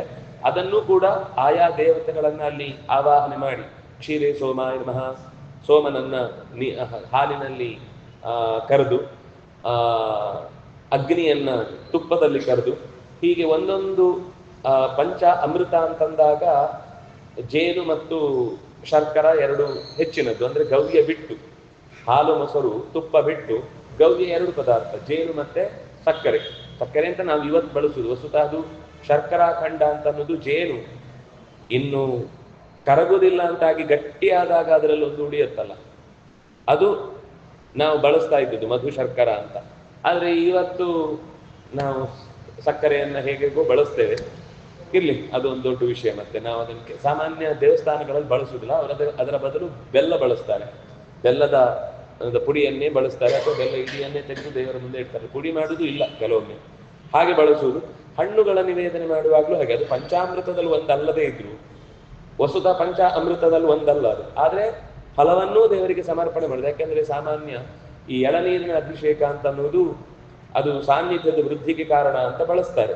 ಹಾಗಾಗಿ ಅದು ಬಂದಾಗ ಫಲದಂತೆ ಇನ್ನು ಉಳಿದದ್ದನ್ನು ಬಳಸ್ತಾರೆ. ನಮ್ಮಲ್ಲಿ ಏನಾಗುತ್ತೆ ಅಂದ್ರೆ ಅದನ್ನ ಹೆಚ್ಚಿ ನಾವು ಬಳಸ್ತೇವೆ. ಆದ್ರೆ ನೀವು ಕೃಷ್ಣ ಮಠದಲ್ಲಿ ನೋಡಿದ್ರೆ ಹೆಚ್ಚುದಿಲ್ಲ, ಸಿಪ್ಪೆ ಸುಲ್ದು ಹಾಗೆ ಹಾಕ್ಬೇಕದು. ಯಾಕೆಂದ್ರೆ ಅದಕ್ಕೆ ಚೂರಿ ನಾವು ಆಯುಧಗಳು ಯಾವುದನ್ನು ತಾಗಿಸದೆ ದೇವರಿಗೆ ಒಪ್ಪಿಸ್ಬೇಕು ಅಂತ ಲೆಕ್ಕ. ನಮ್ಗದೇನು ಅಂದ್ರೆ ನಮ್ಗೆ ಆಚಮನೆಗೆ ಇದು ಪಂಚಾಮೃತ ಕೊಡುವಾಗ ದೊಡ್ಡದು ಬಿದ್ರೆ ಕಷ್ಟ ಆಗುತ್ತೆ, ಒಂದೇ ಜನಕ್ಕೆಲ್ಲ ಖರ್ಚಾಗಿ ಹೋಗುತ್ತೆ ಅಂತ ನಾವೇನೇನು ಕತ್ತರಿ ಪ್ರಯೋಗ ಮಾಡ್ತೇವೆ. ಅದ್ರ ವಸ್ತುತಃ ಅಲ್ಲಿ ಕಟ್ಟು ಮಾಡ್ಲಿಕ್ಕಿಲ್ಲ, ಹಾಗೆ ಸುಲ್ದು ಹಾಕ್ಬೇಕು. ಮತ್ತೆ ಉಳಿದ 100 ಹಣ್ಣುಗಳನ್ನೆಲ್ಲ ಹಾಕ್ಲಿಕ್ಕಿಲ್ಲ. ನಮ್ಗೇನು ಅಂದ್ರೆ ನಮ್ಮ ಚಪಲಕ್ಕೋಸ್ಕರ ಅದು ಗೋಡಂಬಿ ಹಾಕುದೇನು, ದ್ರಾಕ್ಷಿ ಹಾಕುದೇನು, ಇನ್ನೊಂದು ಮತ್ತೊಂದು ಎಲ್ಲಾ ಹಣ್ಣುಗಳನ್ನು ಹೆಚ್ಚಿಗೆ ಹಾಕ್ತೇವೆ. ಅದು ದೇವರಿಗೆ ಹಾಕುವಂಥದ್ದು ಪ್ರಧಾನವಾಗಿ ಕದಳಿ ಮತ್ತು ಎಳನೀರು, ಇದೆರಡು ಪ್ರಧಾನ. ಉಳಿದಂತೆ ನಿವೇದಿಸಿದ್ದನ್ನ ನಾವು ಅದರಲ್ಲಿ ಸೇರಿಸಿ ಕೊಡ್ತೇವೆ ಅನ್ನೋ ತಪ್ಪಲ್ಲ, ನಿವೇದನೆ ಮಾಡದೆ ತಿನ್ನುವುದಕ್ಕಿಂತ ಅದು ಎಷ್ಟೋ ಬೆಟರ್. ಆದ್ರೆ ಪಂಚಾಮೃತಕ್ಕೆ ಸಂಬಂಧಪಟ್ಟಂತೆ ಇರುವಂತಹ ಪದಾರ್ಥಗಳು ಅಂತ ಹೇಳಿದಾಗ ಈ ಎಳನೀರು ಅಥವಾ ಕದಳಿ ಇತ್ಯಾದಿಯನ್ನು ಬಳಸುವಂಥದ್ದು. ಹೀಗೆ ಅದಕ್ಕೆ ಸಂಬಂಧಪಟ್ಟ ಮಂತ್ರಗಳನ್ನು ಕೂಡ ಅಲ್ಲಿ ಸೂಚಿಸಿದ್ದಾರೆ ಅವರು. ಯಾವ ಯಾವ ಮಂತ್ರದಿಂದ ಆಪ್ಯಾಯಸ್ವ ಅನ್ನೋ ಮಂತ್ರದಿಂದ ಹಾಲು, ದಧಿಕ್ರಾವಣ ಅನ್ನೋ ಮಂತ್ರದಿಂದ ಮೊಸರು, ಆಮೇಲೆ ಘೃತನ್ನಿಮೀಕ್ಷೆ ಅನ್ನೋ ಮಂತ್ರದಿಂದ ತುಪ್ಪ, ಮಧುವಾತಾರತಾಯತೆ ಅನ್ನೋ ಮಂತ್ರದಿಂದ ಜೇನು, ಆಮೇಲೆ ಸ್ವಾದುಪವಸ್ಯ ದಿವ್ಯಾಯ ಅನ್ನೋ ಮಂತ್ರದಿಂದ ಶರ್ಕರ, ಇಷ್ಟನ್ನ ಸಮರ್ಪಣೆ ಮಾಡಿ ಕೊನೆಗೆ ಮತ್ತೆ ವಿಷ್ಣು ಸೂಕ್ತದಿಂದ ಅಥವಾ ಧಾಮಂತೆ ಇತ್ಯಾದಿ ಸೂಕ್ತದಿಂದ ಶುದ್ಧೋದಕದಿಂದ, ಅಂದ್ರೆ ಅದನ್ನು ಪ್ರತ್ಯೇಕ ಹೊರಗಿಟ್ಟು, ನಮ್ಮಲ್ಲಿ ಸಾಮಾನ್ಯ ವರಾಹ ಕೂರ್ಚ ಅಂತ ಒಂದು ಬಳಸ್ತಾರೆ, ಅಂತೂ ಮೆದುವಾದ ಪದಾರ್ಥದಿಂದ ಅದನ್ನು ತಿಕ್ಕಬೇಕು. ತಿಕ್ಕಿ ತಿಕ್ಕಿ ತಿಕ್ಕಿ ಅದರ ಕೈಕಾಲು ಮೂಗುಬಾಯಿಯೇ ಸವೆದು ಹೋಗುವ ಹಾಗೆ ಮಾಡಬಾರ್ದು. ಬಹಳ ಜಾಗ್ರತೆಯಿಂದ ಅದನ್ನು ತಿಕ್ಕಿ ಮತ್ತೆ ವಾಪಸ್ ಅದನ್ನು ಶುದ್ಧವಾದ ಇನ್ನೊಂದು ಜಾಗದಲ್ಲಿರಿಸಿ ಶುದ್ಧೋದಕದಿಂದ ಆಗ ನಾವು ಪುರುಷ ಸೂಕ್ತ, ವಿಷ್ಣು ಸೂಕ್ತ, ಧರ್ಮ ಸೂಕ್ತ, ಪವಮಾನ ಸೂಕ್ತ, ಇನ್ನು ನಮ್ಗೆ ಯಾವ್ದು ಸಾಮಾನ್ಯವಾಗಿ ಆಚಾರ್ಯರು ಬಹಳ ಇಷ್ಟಪಟ್ಟು ಹೇಳಿದ್ದು ನೀರಾಜನ ಸೂಕ್ತಗಳು ಅಂತ, ಪವಮಾನ ಸೂಕ್ತ, ಪುರುಷ ಸೂಕ್ತ. ಇದರ ಜೊತೆಗೆ ಇನ್ನು ವಿಷ್ಣು ಸೂಕ್ತಗಳು 64 ಮಂತ್ರ ಇದೆ. ಆ 64 ಮಂತ್ರಗಳನ್ನ ನಿತ್ಯದಲ್ಲಿ ಹೇಳಿಕೊಂಡು ಪೂಜೆ ಮಾಡುವುದರಿಂದ ಅವನಿಗೆ ಮೋಕ್ಷವೇ ಸಿದ್ಧಿ ಆಗುತ್ತೆ ಅಂತ ಆಚಾರ್ಯರು ತಂತ್ರಸಾರ ಸಂಗ್ರಹದ ಕೊನೆಯಲ್ಲಿ ಹೇಳಿದ್ದಾರೆ. ಹಾಗಾಗಿ ಇದಿಷ್ಟನ್ನು ಕೂಡ ಸ್ನಾನ ಮಾಡಿಸಿದ ನಂತರ ಅಂಗವನ್ನು ಒರೆಸ್ಲಿಕ್ಕೋಸ್ಕರ ಬಟ್ಟೆಯನ್ನು ಕೊಡುವಂಥದ್ದು, ಅಂದ್ರೆ ಒರೆಸುವ ಬಟ್ಟೆ ಮತ್ತೆ ಉಡುವ ಬಟ್ಟೆ. ಆಗ ವಾಮನನನ್ನು ಚಿಂತಿಸಿ ಭಗವಂತನಿಗೆ ಕೊಟ್ಟು, ತತಃ ಸರ್ವಾಂಗ ಭೂಷಾಶ್ಚ ನೂಪುರಾದ್ಯ ಕಿರೀಟಕಂ, ಇನ್ನು ಆಭರಣಗಳೇನಾದ್ರೂ ಪ್ರತಿಮೆಗೆ ಮಾಡಿಸಿದ್ರೆ ಆಭರಣವನ್ನ ಕೊಡುವಂಥದ್ದು. ಆಭರಣ ಇಲ್ಲ ಅಂದ್ರೆ ಲಕ್ಷ್ಮಿಯನ್ನೇ ಆಭರಣ ರೂಪದಲ್ಲಿ ಭಗವಂತನ ಮೈ ಮೇಲೆ ಇದೆ ಅಂತ ಚಿಂತಿಸಿ, ಧ್ಯಾತ್ವೈವ ಭೂಷಣಂ ಕಿಂಚಿತ್, ಮನಸ್ಸಿನಲ್ಲೇ ಆ ಆಭರಣಗಳನ್ನ ಕಾಲ್ಪನಿಕವಾಗಿ ಭಗವಂತನನ್ನ ಲಕ್ಷ್ಮೀ ರೂಪದಲ್ಲಿ ಚಿಂತಿಸಿ, ಅದರಿಂದ ಭಗವಂತ ಇನ್ನಷ್ಟು ಉಜ್ವಲವಾಗಿ ಕಾಣ್ತಾ ಇದ್ದಾನೆ ಅಂತ ಭಾವಿಸಿ ಯಜ್ಞೋಪವೀತವನ್ನ ಸಮರ್ಪಣೆ ಮಾಡುವುದು. ಯಾಕೆ ಅಂದ್ರೆ ನಾವು ಯಾವುದೇ ನಮ್ಮ ಯಜ್ಞೋಪವೀತದ ಬಳಕೆಗೆ ಯಾವುದನ್ನು ಬಳಸಬೇಕು ಅಂದ್ರೆ ಹೀಗೆ ನಾವು ನಿತ್ಯದಲ್ಲಿ ದೇವರಿಗೆ ಅರ್ಪಿಸಿದಂತಹ ಯಜ್ಞೋಪವೀತವನ್ನೇ ಹಾಕ್ಬೇಕು. ಯಜ್ಞೋಪವೀತ ಅಂದ್ರೆ ಇವತ್ತು ನಮಗೆ ಸುಲಭ ಸಾಧ್ಯ ಆಗ್ಬಿಟ್ಟಿದೆ, ಕಡಿದ್ರೆ ಟಕ್ ಅಂತ ಇನ್ನೊಂದು ತೆಗೆದು ಹಾಕೊಂಡ್ಬಿಟ್ರೆ ಮುಗೀತು ಅಂತ. ಆದ್ರೆ ಅದು ಚೂರು ಕಪ್ಪಾದ್ರೆ ಅಥವಾ ಇನ್ನೇನಾದ್ರೆ ನಾವೆಲ್ಲ ಸುಲಭದಲ್ಲಿ ಅದನ್ನ ಕಿತ್ತು ಬಿಸಾಕ್ತೇವೆ. ಒಂದು ಸರ್ತಿ ಒಬ್ಬ ಜೀವಮಾನದಲ್ಲಿ ಒಂದು ಯಜ್ಞೋಪವೀತ ಮಾಡಿದ ಅಂದ್ರೆ ಮತ್ತೊಂದು ಸರ್ತಿ ಅವನು ಅಷ್ಟು ಸುಲಭದಲ್ಲಿ ಅದನ್ನು ಕಡ್ದು ಹಾಕಲ್ಲ, ಅಥವಾ ಸುಲಭದಲ್ಲಿ ಅದನ್ನು ವಿಸರ್ಜನೆನೂ ಮಾಡಲ್ಲ. ಯಾಕಂದ್ರೆ ಅಷ್ಟು ಕಷ್ಟ ಇದೆ. ಸಾಮಾನ್ಯ ಒಂದು 8 ಗಂಟೆ ಹತ್ತಿ ಜೊತೆಗೆ ಕೂತ್ರೆ ಒಂದು ಯಜ್ಞೋಪವೀತ ಆಗುತ್ತೆ ಕೈಯಲ್ಲಿ ಮಾಡುವುದಾದ್ರೆ. ಇದೇ ಯಂತ್ರಗಳು ಬಂದಿದೆ ಆದ್ರೆ ನಮ್ಗೆ ಅದರ ಕಷ್ಟ ಗೊತ್ತಿಲ್ಲ. ವಸುದ ಯಂತ್ರದಲ್ಲಿ ಆಗೋದು ಹೇಗಾಗುತ್ತೋ ಗೊತ್ತಿಲ್ಲ. ನೀವು ಇಡೀ ಯಜ್ಞೋಪವೀತವನ್ನು ಬಿಡಿಸಿದ್ರೆ ಅದರಲ್ಲಿ 3 ಎಳೆದು ಒಟ್ಟಾಗುತ್ತೆ ಒಂದ್ಸಲ. ಅಂಥದ್ದು ಮತ್ತೆ 3 ಸಲ ಒಟ್ಟಾದ್ರೆ ಒಂದು ಯಜ್ಞೋಪವೀತ ಆಗುತ್ತೆ. ಒಂದೇ ಎಳೆ ಇರಬೇಕು ಹೊರತದು ಮಧ್ಯದಲ್ಲಿ 2, 3, 4, 5 ಸೇರಿಸಿ ಮಾಡುವುದಲ್ಲ. ಒಂದೇ ಎಳೆ ಎಷ್ಟು ಉದ್ದ ಆಗುತ್ತೋ ಅದನ್ನ 3 ಜೋಡಿಸಿ ಒಂದು ಮಾಡ್ತಾರೆ. ಅದನ್ನ ಮತ್ತೆ 3 ಸರ್ತಿ ಜೋಡಿಸಿದ್ರೆ 2ನೇದಾಗುತ್ತೆ. ಅದನ್ನ ನಾವಲ್ಲಿ ತಂತು, ದೋರಕ, ಗ್ರಂಥಿ ಇತ್ಯಾದಿಗಳನ್ನ ಹೇಳುದು. ಅಲ್ಲಿ ನಾವು ಈ ಯಜ್ಞೋಪವೀತ ಧಾರಣಾ ವಿಧಿ ಅಂತ ಹಾಕಿದಾಗ ಅಲ್ಲಿ ನಾಗ, ನಾವಾಹಯಾನಿ ಇತ್ಯಾದಿ ದೇವತೆಗಳನ್ನ ಆವಾಹನೆ ಮಾಡುವುದು ಹೇಳುವಾಗ ಆ 3 ಕ್ರಮದಲ್ಲಿ ಅದು ತಯಾರಾದಾಗ ಒಂದು ಕಡೆಯಿಂದ ಶುರುವಾದದ್ದು ಕೊನೆ ತನಕ ಒಂದೇ ಇರುತ್ತೆ ಹೊರತು ಅದು ಮಧ್ಯದಲ್ಲಿ ಬೇರೆ ಇಲ್ಲ. ಅದು ಕಟ್ಟಾಗಿ ಬಂತು ಅಂದ್ರೆ ನಮ್ಮಲ್ಲಿ ಏನಂದ್ರೆ ಉದ್ದದ ಒಂದು ಇಷ್ಟು ಉದ್ದ ಮಾಡಿ ಅದನ್ನು ಕಟ್ಟು ಮಾಡಿ ಮತ್ತೆ ಗಂಟು ಹಾಕಿ ಮಾಡಿದ್ರೆ ಅದರಲ್ಲಿ ಯಜ್ಞೋಪವೀತದ ಶಕ್ತಿ ಇಲ್ಲ. ಕತ್ತರಿಸಬಾರದು ಅನ್ನೋ ದೃಷ್ಟಿಯಿಂದ ಅದನ್ನು ಹೇಳುದು. ಯಾಕೆ ಬಟ್ಟೆಯನ್ನು ಕೂಡ ಹೊಲಿದು ಮತ್ತೆ ಹಾಕೊಳ್ಳಬಾರದು ಅಂದ್ರೆ ನಮ್ಮ ದೇಹದಲ್ಲಿ ನಿರಂತರ ಪ್ರಾಣಶಕ್ತಿ ಪ್ರವಹಿಸ್ತಾ ಇರುತ್ತೆ. ಯಾವಾಗ ದೇಹದ ಭಾಗದಲ್ಲಿ ಅದು ಕತ್ತರಿಸಿ ಮತ್ತೆ ಜೋಡಿಸ್ತೇವೋ ಅದು ಸೋರಿ ಹೋಗುವ ಪ್ರಸಂಗ. ಅದರಿಂದಾಗಿ ಅಂಥದ್ದನ್ನ ಅಂದ್ರೆ ಪ್ರಾಚೀನರಿಗೆ ಇದ್ದ ಉದ್ದೇಶ ಅದರ ಅರ್ಥ ಇಲ್ಲ ಅಂತ ಕಲ್ಪಿಸಬಾರ್ದು. ನಮ್ಗೀಗ ಆಗಲ್ಲ ಅನ್ನೋದು ಬೇರೆ ವಿಷಯ. ಆದ್ರೆ ಅದು ಯಾಕಿತ್ತು ಅಂತ ಗೊತ್ತಿಲ್ಲದೆ ಏನು ಹೊಲ್ದ್ರೆ ಏನ್ ತಪ್ಪು. ನಮ್ಗೆ ಕಣ್ಣಿಗೆ ಕಾಣುವ ಸಂಗತಿ ಬಿಟ್ರೆ ಕಾಣದ ಸಂಗತಿಗಳ ಬಗ್ಗೆ ನಮ್ಗೆ ಎಚ್ಚರ ಇಲ್ಲ. ಅದರಿಂದಾಗಿ ನಾವು ಕೆಲವೊಂದು ಕಳ್ಕೊಳ್ತೇವೆ. ಅದರಿಂದಾಗಿ ಅಂತಹ ವಸ್ತ್ರವನ್ನ ದೇವರಿಗೆ ಸಮರ್ಪಣೆ ಮಾಡುವಾಗ, ಯಜ್ಞೋಪವೀತ ಸಮರ್ಪಣೆ ಮಾಡುವಾಗ ನಾವು ತಯಾರಿಸಿದ್ದಾದ್ರೆ ಅದಕ್ಕೆ 100 ಫಲ. ಕೊನೆಗೆ ನಮ್ಗೆ ಇವತ್ತೆಲ್ಲ ಕೈ ಬಿಟ್ಟು ಹೋಗಿದೆ. ಅದರಿಂದಾಗಿ ನಾವು ಕನಿಷ್ಠ ಪಕ್ಷ ಕ್ರಯ ಆದ್ರೂ ಮಾಡಿದಾಗ ಅದರಲ್ಲಾದ್ರೂ ಶುದ್ಧವಾದದ್ದು. ಸಾಮಾನ್ಯವಾಗಿ ದೇವರಿಗೆ ಅರ್ಪಿಸುವಾಗ ಸೀರೆ ಆಗಿರ್ಬೋದು, ಪಂಚೆ ಆಗಿರ್ಬೋದು, ಯಾವ್ಯಾವುದೋ ಬಳಸ್ತೇವೆ ನಾವು. ಕನಿಷ್ಠ ಪಕ್ಷ ದೇವರಿಗೆ ಅರ್ಪಿಸುವಾಗ ಆದ್ರೂ ಕೂಡ ಶುದ್ಧವಾದ ಒಂದೋ ಹತ್ತಿ, ಒಂದೋ ರೇಷ್ಮೆ, ಇದು ಬಿಟ್ಟು ಮಧ್ಯದಲ್ಲಿ 100 ಹೆಸರುಗಳಿವೆ. ಅದೆಲ್ಲ ಅದರ ಹೆಸರು ನನಗೂ ಗೊತ್ತಿಲ್ಲ. ಅದೇನು ನೈಲಾನು, ಪೈಲಾನು, ಪೈಥಲಾನು ಅಂತೆಲ್ಲ 100 ಇದೆ. ಅದು ಯಾವುದು ದೇವರಿಗೆ ಹಾಕ್ಬೇಡಿ. ನಮ್ಗಂತೂ ಅನಿವಾರ್ಯವಾಗಿ ಎಲ್ಲೋ ಉಪಯೋಗಿಸುವಂತ ಪ್ರಸಂಗ ಬಂತು ಅಂದ್ರೆ ಗೊತ್ತಿಲ್ಲ, ನಮ್ಗೆ ಕೊಟ್ಟದ್ದಿರುತ್ತೆ, ಎಸಿಲಿಕ್ಕಾಗಲ್ಲ. ಆದ್ರೆ ದೇವರಿಗೆ ಅರ್ಪಿಸುವಾಗಾದ್ರೂ ಕೂಡ ಅದನ್ನ ಸಮರ್ಪಣೆ ಮಾಡುವ ಸಂದರ್ಭದಲ್ಲಿ, ಯಾಕೆಂದ್ರೆ ನಾವು ದೇವರಿಗೆ ಏನ್ ಕೊಡ್ತೇವೋ ನಮಗೂ ಅದೇ ಸಿಗುತ್ತೆ. ನಾವು ದೇವರಿಗೆ ಯಾವ ತರದ ಶುದ್ಧವಾದ ವಸ್ತುಗಳನ್ನ ಪ್ರಯತ್ನ ಮಾಡಿ ಅದನ್ನ ಒಪ್ಪಿಸ್ತೇವೋ ನಮ್ಮ ಬದುಕಿನಲ್ಲೂ ನಮ್ಮ ಆ ಒಳ್ಳೆಯ ಪ್ರಯತ್ನಕ್ಕೆ ದೇವರ ಅನುಗ್ರಹ ಇರುವುದರಿಂದ ಅದನ್ನ ಸಾತ್ವಿಕವಾಗಿ ಪಡೀಲಿಕ್ಕೆ ಸಾಧ್ಯ ಆಗುತ್ತೆ ಅನ್ನೋ ದೃಷ್ಟಿಯಿಂದ ಅವನಿಗೆ ಬಟ್ಟೆ ಇತ್ಯಾದಿಗಳನ್ನ ಕೊಟ್ಟು, ಆನಂತರ ಅರ್ಪಯೇತ್ ಗಂಧ ಪುಷ್ಪಾಣಿ, ಆಭರಣ ಆಯಿತು, ಗಂಧ ಅದನ್ನಾದ್ರೂ ತೆಗಿಬೇಕು. ನಮ್ಗೆ ಅದು ಕೂಡ ಒಂದು ಬಿಲ್ಲೆ ಸಿಗುತ್ತೆ, ನೀರಿಗೆ ಹಾಕಿದ್ರೆ ಆಯ್ತು ಟಕ್ ಅಂತ ತೆಗೆದು ಕೊಡ್ತೇವೆ. ಅದು ಏನಾಗಿರುತ್ತೆ ಅಂತ ದೇವರಿಗೆ ಗೊತ್ತು. ಯಾವ ಹಿಟ್ಟೋ ಯಾವ ಮರದ ಹೊಟ್ಟೋ ಎಂತದ್ದು ಗೊತ್ತಿಲ್ಲ. ಪರಿಮಳ ಇರುತ್ತೆ, ನಮ್ಗೆ ಗಂಧ ಆಯ್ತು ಅಂತ ಅನ್ಕೊಳ್ತೇವೆ. ಇದೊಂದಲ್ಲ, ಯಾವುದೇ ಒಂದು ವಸ್ತು ನೇರವಾಗಿ ನಮ್ಮ ಕಣ್ಣ ಮುಂದೆ ತಯಾರಾದ್ರೆ ಮಾತ್ರ ಅದು ದೇವರಿಗೆ ಒಪ್ಪಿಸ್ತೇನೆ ಅಂತ ಒಂದಾದ್ರೂ ಮನಸ್ಸಲ್ಲಿ ಇಟ್ಕೊಳ್ಬೇಕು.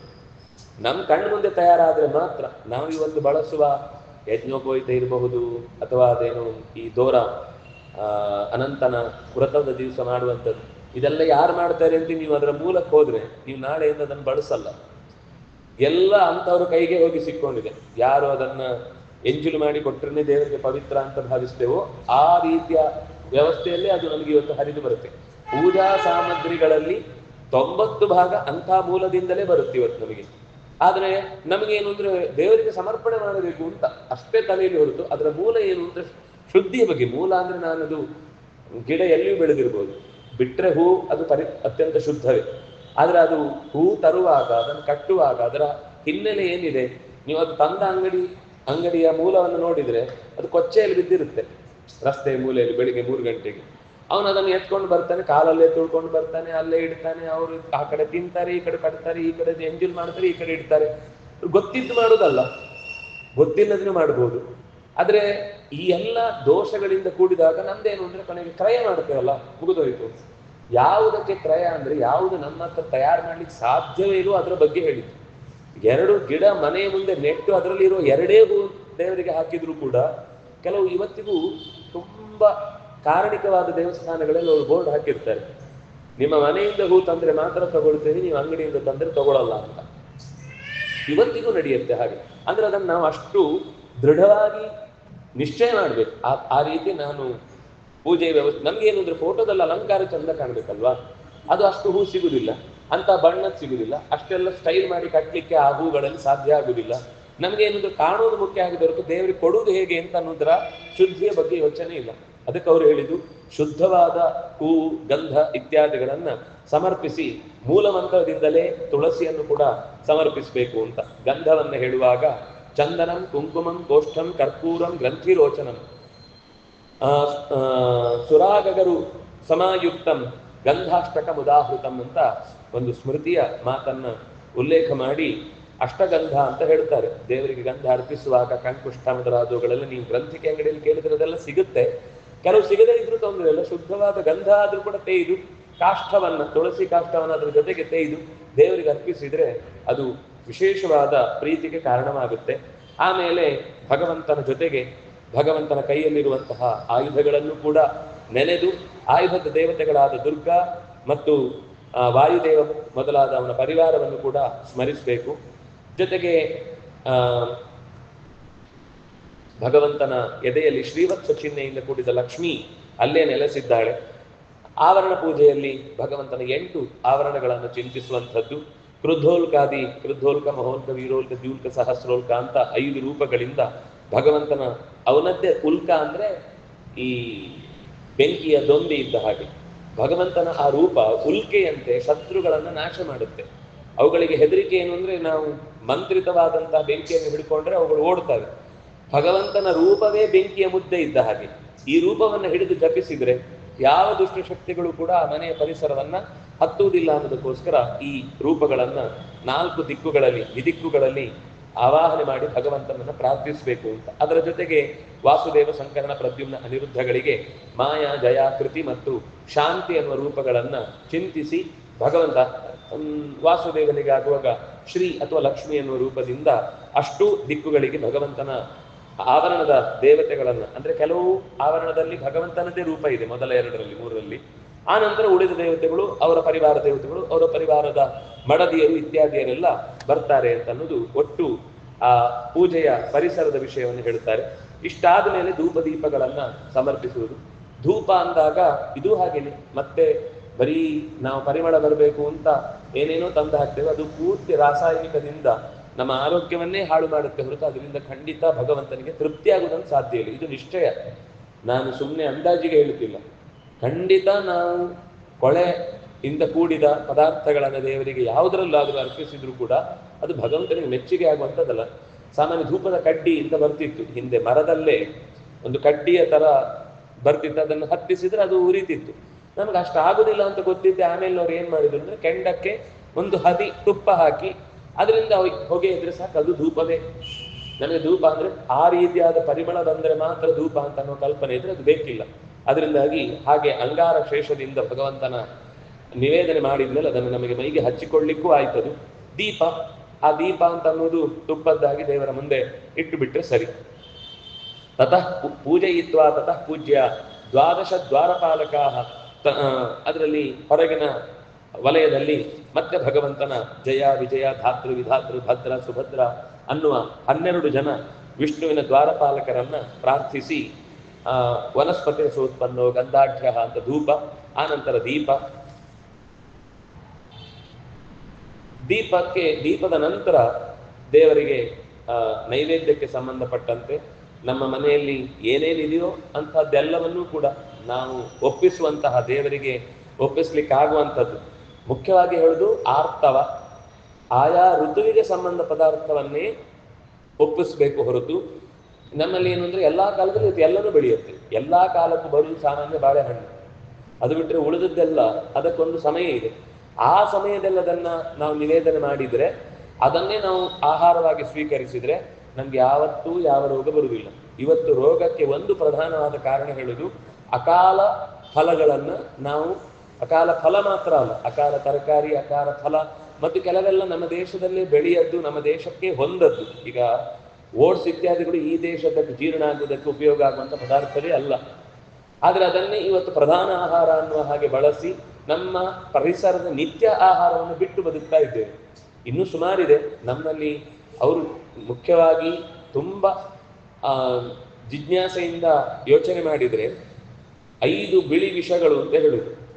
ಬಿಳಿ ಉಪ್ಪು, ಬಿಳಿ ಸಕ್ಕರೆ, ಬಿಳಿ ಹಾಲು, ಬಿಳಿ ಅಕ್ಕಿ ಅಂದರೆ ಪಾಲಿಶ್ಡ್ ರೈಸ್ ಅಂತ, ಇನ್ನೊಂದು ಬಿಳಿ ಮೈದಾ.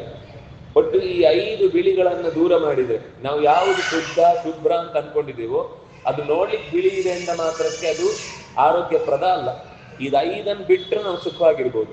ಅದರ ಜೊತೆಗೆ ಅಕಾಲದಲ್ಲಿ ಬರುವ ಫಲಗಳನ್ನು, ಈಗ ಈ ಕಾಲದ ನಂತರ ಕಾಯಿಯಾಗಿ ಬಳಸ್ಬೋದಷ್ಟೇ ಬಿಟ್ರೆ ಮಾವಿನ ಹಣ್ಣು ಮಳೆ ಬಿದ್ದ ಮೇಲೆ ಒಳ್ಳೇದಲ್ಲ. ಹಲಸಿನ ಹಣ್ಣಾಗ್ಲಿ ಮಾವಿನ ಹಣ್ಣಾಗ್ಲಿ ಈ ಮಳೆ ಬಂದ ಮೇಲೆ ನೆಂದ ಮೇಲೆ ಅದು ಒಳ್ಳೇದಲ್ಲ. ಅದು ಕಾಲ ಬೀರಿತು ಅಂತ ಲೆಕ್ಕ. ಈ ಕೆಲವೊಂದು ಸರ್ತಿ ಅದರಲ್ಲಿ ಕೆಲವು ಜಾತಿ ಇದೆ, ಅದು ಮಳೆಗಾಲ ಬಂದ ಮೇಲೆನೇ ಹಣ್ಣು ಬಿಡುವಂಥದ್ದು. ಅಂಥದ್ದನ್ನ ಕೆಲವನ್ನು ಒಪ್ತಾರೆ ಬಿಟ್ರೆ ಬೇರೆ ಹಣ್ಣುಗಳನ್ನೆಲ್ಲ ಇನ್ನೆಲ್ಲೋ ಬೆಳೆದದನ್ನ ಇಲ್ಲಿ ತಂದು ನಾವು ತಿನ್ನುವುದು. ದೇಶ ಭೇದ ಆದಾಗ್ಲೂ ಅದು ಬೇಡ ಅಂತಾರೆ, ಕಾಲ ಭೇದ ಆದಾಗ್ಲೂ ಅದನ್ನು ಬೇಡ ಅಂತಾರೆ. ಯಾಕೆಂದ್ರೆ ಅವರ ಉದ್ದೇಶ ನಮ್ಮ ನಾಲಿಗೆ ರುಚಿಗೆ ಅವರು ಬ್ರೇಕ್ ಹಾಕ್ತಾರೆ ಅಂತಲ್ಲ. ನಾಲಿಗೆಗೆ ಯಾವ್ದು ಚೆನ್ನಾಗಿರುತ್ತೋ ದೇಹಕ್ಕೆ ಅನಾರೋಗ್ಯಕ್ಕೆ ಕಾರಣ ಆಗುತ್ತೆ. ಅಂತ ಪದಾರ್ಥಗಳನ್ನ ನಾವು ದೇವರಿಗೆ ಒಪ್ಪಿಸುವಾಗಲೇ ನಿಯಮ ಮಾಡಿಬಿಟ್ರೆ ಅದು ನಮ್ಮದಕ್ಕೂ ಕೂಡ ಪ್ರಸಾದ ಬಿಟ್ಟು ಹೊರತು ಬೇರೆ ತಿನ್ನಲ್ಲ ಅನ್ನುವ ಯೋಚನೆ ಇದ್ದಾಗ ಅದು ನಮಗೆ ರಕ್ಷೆಗೆ ಕಾರಣ ಆಗುತ್ತೆ ಅಂತ. ಆ ನಂತರ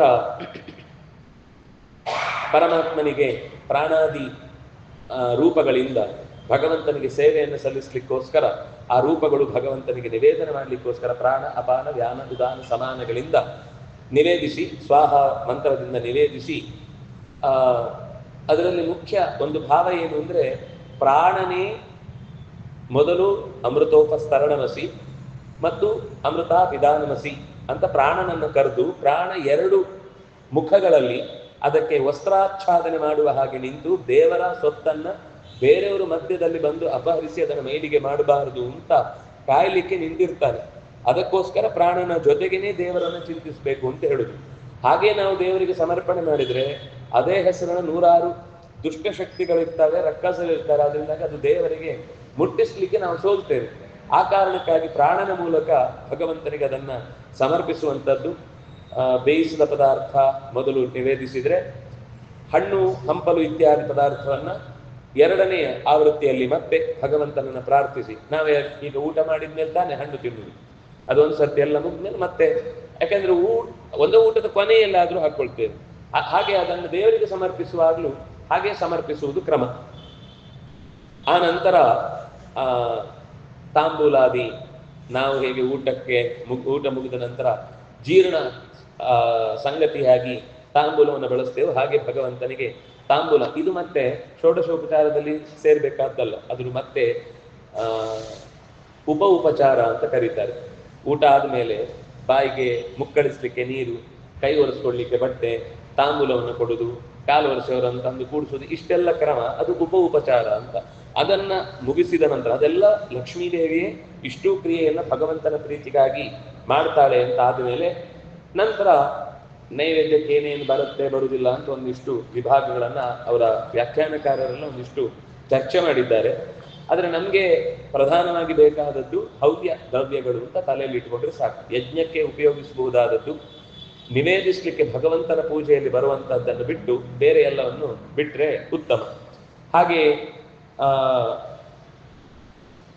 ಹೂಗಿ ಫಲ, ನಾಗವಲ್ಲಿ ಇತ್ಯಾದಿಗಳನ್ನು ಅರ್ಪಿಸಿ ಸುವರ್ಣ ದಕ್ಷಿಣ, ಪ್ರದಕ್ಷಿಣ ಮತ್ತು ನಮಸ್ಕಾರ. ಸುವರ್ಣ ದಕ್ಷಿಣ ಅಂತಂದ್ರೆ ವಸ್ತುತಃ ದೇವರ ಕೆಲಸಕ್ಕಾಗಿ ವಿನಿಯೋಗಿಸುವ ಒಂದು ದುಡ್ಡು. ಅದನ್ನು ಒಂದು ಕಡೆ ಬೇರೆನೇ ತೆಗೆದಿಟ್ಟು ಯಾವುದೇ ಧಾರ್ಮಿಕ ಕಾರ್ಯಕ್ಕಾಗುವಾಗ ಅಲ್ಲಿಂದ ನಾವು 2 ಕೆಲಸ ನಾವು ಇವತ್ತು ಮಾಡಬೇಕು. ಒಂದು ಗೋಗ್ರಾಸದ ದೃಷ್ಟಿಯಿಂದ ಹಸು ಇಲ್ಲ ಅಂತ ಆದ್ರು ಅದರ ನೆಪದಲ್ಲಿ ಹಿಂದೆ ಎಲ್ಲ ನಮ್ಗೆ ಗೊತ್ತಿರುವ ಹಾಗೆ ಚಿಕ್ಕಂದಿನಲ್ಲಿ ಹಸುವಿಗೆ ಇಡದೆ ನಾವು ಊಟ ಮಾಡ್ಲಿಕ್ಕೆ ಇರಲಿಲ್ಲ. ಮೊದಲು ಹೋಗಿ ಇಟ್ಟು ಬಾ ಅಂತ ಬೈತಿದ್ರು ಅಪ್ಪ, ಇಟ್ಟು ಬಂದ್ಮೇಲೆ ನಮ್ಗೆ ಊಟ.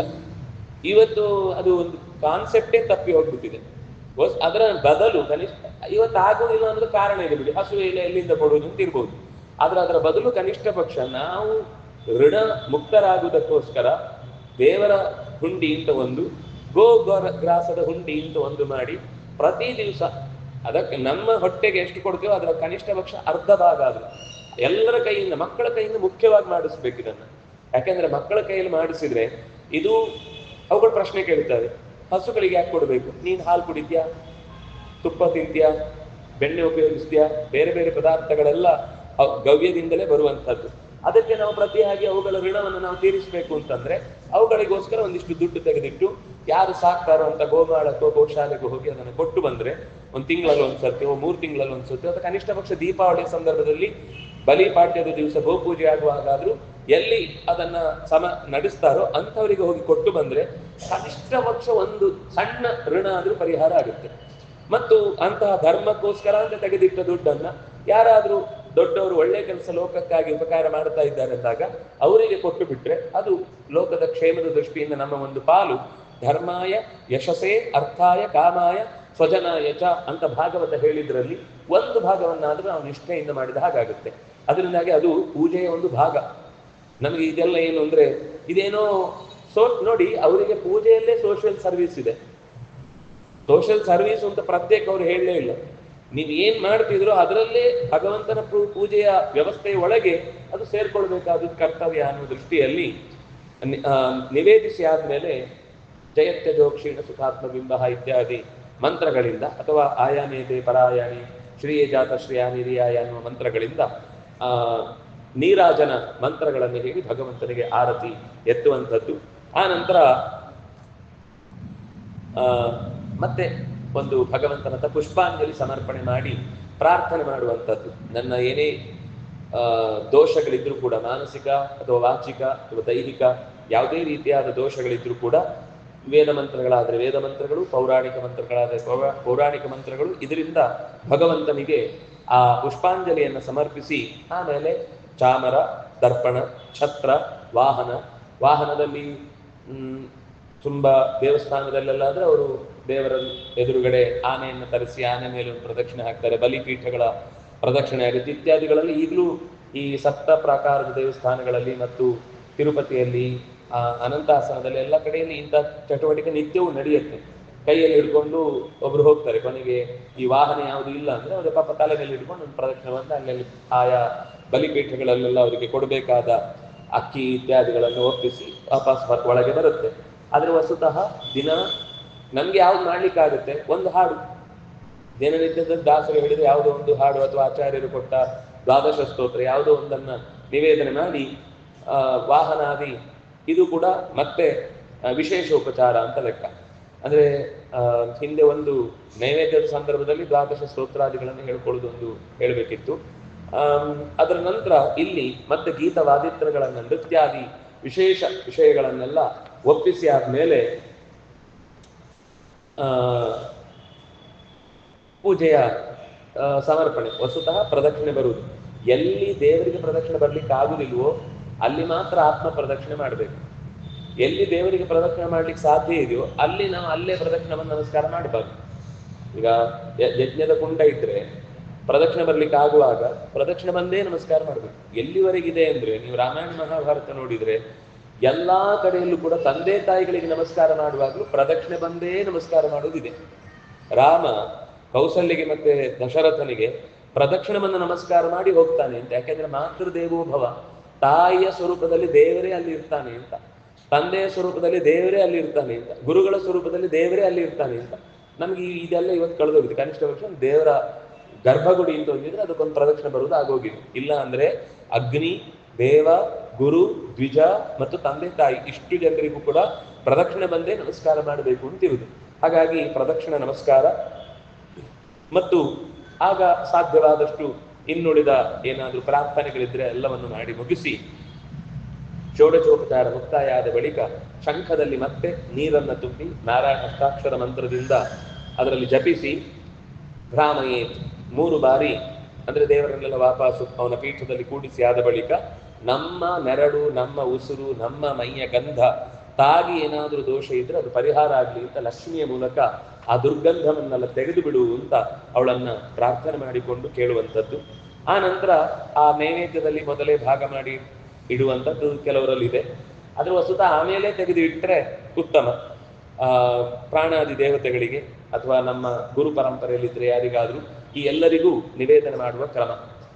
ರಮಾ ಬ್ರಹ್ಮಾದಯೋ ದೇವಾಹ ಸನಕಾದ್ಯ ಶುಕಾದಯ ಶ್ರೀ ನೃಸಿಂಹ ಪ್ರಸಾದೋಯಂ ಸರ್ವೇ ಗೃಹ್ಣಂತು ವೈಷ್ಣವಾಹ ಅಂತ ಉಳಿದ ಎಲ್ಲ ದೇವತೆಗಳಿಗೂ ಕೂಡ ಭಗವಂತನ ಪರಿವಾರತ್ವೇನ ಪೂಜಿಸಿ ಮತ್ತೆ ತತ್ವನ್ಯಾಸ ಮಾತೃಕಾನ್ಯಾಸವನ್ನ ಸಂಹಾರ ಕ್ರಮದಲ್ಲಿ ಆಗ ಸೃಷ್ಟಿ ಕ್ರಮದಲ್ಲಿ ಮಾಡಿದ್ರೆ ಈಗ ಸಂಹಾರ ಕ್ರಮದಲ್ಲಿ ಮುಗಿಸಿ ಮತ್ತೆ ದೇವರನ್ನ ಧ್ಯಾನ ಮಾಡಿ ವಾಪಸ್ಸು ತನ್ನ ಹೃದಯದ ಮಧ್ಯದಲ್ಲಿ ಅದೇ ಭಗವಂತನ ರೂಪವನ್ನ ವಿಕ್ರಮ ಸ್ಥಿತಿಯಲ್ಲಿ ಒಳಗೆ ಎಳೆದುಕೊಂಡು ನನ್ನ ಹೃದಯದಲ್ಲೇ ನೆಲೆಸಿ ಮತ್ತೆ ನಾಳೆ ನಾನು ಕರೆಯುವ ಪೂಜೆಯ ಹೊತ್ತಿಗೆ ಮರಳಿ ಬಂದು ನನ್ನ ನಿತ್ಯದ ಅನುಷ್ಠಾನಕ್ಕೆ ಶಕ್ತಿಯನ್ನು ಕೊಡು ಅಂತ ಹೀಗೆ ಪ್ರಾರ್ಥಿಸುವಂತಹ ಕ್ರಮವನ್ನ ಜಯತೀರ್ಥರು ತುಂಬ ವಿಸ್ತಾರವಾಗಿದೆ.